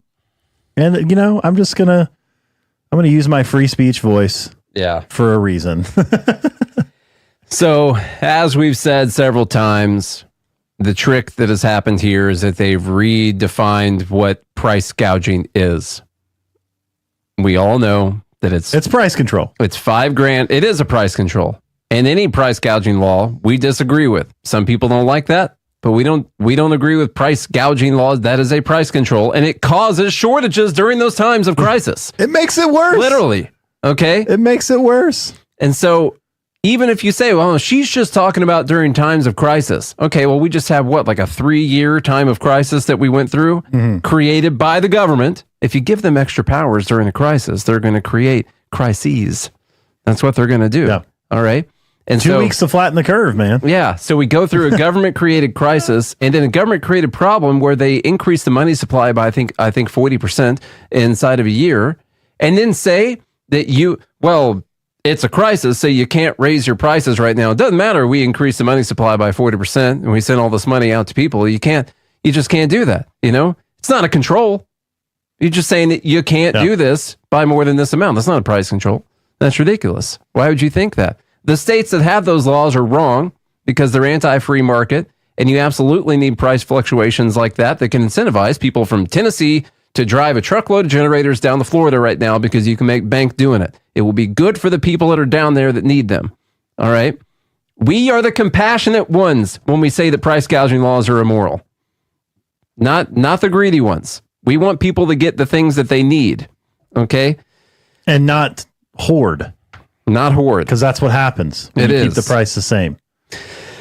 Yeah. Great gaslighting. And the last thing here is it's not Thomas Massey that's the dumb, but it's the situation around Jan 6. What we found out is that the FBI, I think it's the FBI, let me see, one of those agencies is going to release how many confidential informants, confidential human sources they had on the ground on January 6th.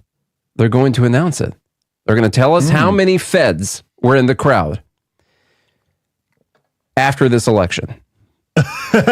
They've been working on this report for 4 years, and they are going to tell us after the election. They're going to let everyone know. Okay. Let me skip ahead because it's a long video.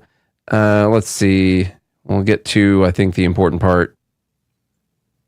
Yes, that is correct. Video. I did click on you, in fact, and that means I need you to play ball right now. Kentucky's recognized. There we go. I think this is going to be done with the review and all of that. I'm not making any. I don't have to make any judgment about in the next couple of mistakes again. But we are just weeks away from the inauguration. We're 4 years, almost 4 years into this report. When is it going to be released? It's certainly my hope and expectation, although I don't control this entirely because it has to go through a classification review. But certainly in the next couple of months is my hope. Do you think, is there any consideration for the election about the release of this report? Would you delay it in order to not release it right before the election? At this point, given the process that has to play out in terms of classification review and all of that, I'm not making any, I don't have to make any judgment about that. We're still, that still has to go on. Just to give you a sense of it, when I did the Pfizer review, you're saying it's not even going to be done in time for before the election? It doesn't, I doubt it would be done in time for the election. Is it going to be done before the inauguration? That is certainly my hope. And my hope. We're 4 years into it, and we know what we do know is you're going to expose that there were confidential human sources at the Capitol. Can you tell us today how many went into the Capitol? I'll have that information in the report. I'm not able to speak to information in there, both because it's in draft and we get a response from the department and the FBI, but also because I don't know yet what's classified and not classified. So if they broke the law, if they went into the Capitol, which we pretty much know there were confidential human sources who went into the Capitol and right there alongside of everybody else, wouldn't they need to follow DOJ CHS protocols? And do you know if those were followed? They should follow CHS protocols. And again, he almost says they should have followed CHS protocols, but he said should follow. Yeah. The idea here is I mean, you know how important Jan 6 is to this election still currently, that entire narrative. Yeah. It would be interesting to know how many of the people there were feds. It'd be interesting to know how many of the people that were encouraging people to do things were feds. Yeah. How many of the first people through the gates were feds? You know? I'd like to know. I think it's important information. I think it's, yeah. And all the people who were told that they were just conspiracy theorists saying that the feds were there. Yeah. Be good to know. And it is important information. You know who knows that? This guy. That's why they're going to wait until after the election. Also, how long does this classification process take? Like, Jesus Christ. Look at the list of names. Like, here's it's the in number. draft form. Run it through the classification AI. It'll spit it out in 5 seconds. Yeah. Like there's AI. There's got to be AI redactors by now. You know. Good God. Okay. Yeah. Apparently, it takes about 207 weeks for them to do that classification process. Because I think, what would that come out to? Yeah, I think that's about a week before the 4-year mark is what that would be. And that's what we're going to get. So anyhow, let's get the votes going. What do we have here? What did we talk about today? That's a great question, everyone. Let me tell you real quick. Number one, we talked about that manipulated, sped up, intentionally miscaptioned video from Sir Ian. Number two, the White Dudes for Harris advertisement. Number three, the plastic bags in California. Number four, that chart of billionaires. Number five, I just called it per capita. You probably know which one I'm talking about there. Per capita is racist. Yeah. Number six, Palestine and climate change. Those are interlinked. Same thing. It's climate justice. Number seven, Alex Jones. Officially going to have all of his stuff auctioned off, hopefully to someone who likes him. Number eight, Mark Cuban. Credit card caps are price controls, price gouging laws that go after just normal profit percentages, not price controls. Okay. And then number nine, we just did the Thomas Massie questioning this dude about Jan 6, and they will get us how many feds were there after the there's no way they could do it. They could probably do it by the inauguration. We think we'll have the report done by then, you know, but no, there's no way we get that report done in the next like 4 or 5 weeks. We could probably get it done for like your Thanksgiving reading to the family. Something like a couple weeks. So we're going as fast as we can right now and have been for 4 years. If you wouldn't be holding me up at this hearing, we could get it done faster. Go back there and go through that classification review right now. All right, y'all, get your votes in. Jan 6 that's winning, the last one that we just did, and going once, going twice. This is like Alex Jones' stuff. Going 3 times.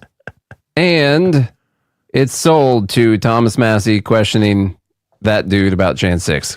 Thank you guys so much for listening this week, this beautiful Tuesday night on Liberty at Night on the Free Talk Live network.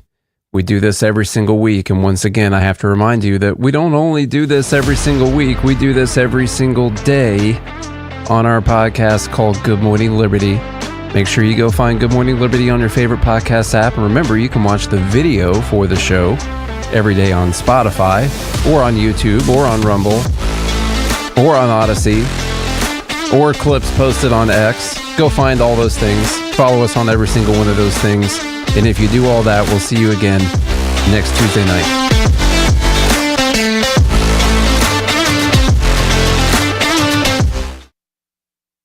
This hour of Free Talk Live is brought to you by Dash Digital Cash. Dash is the cryptocurrency designed to be used for spending.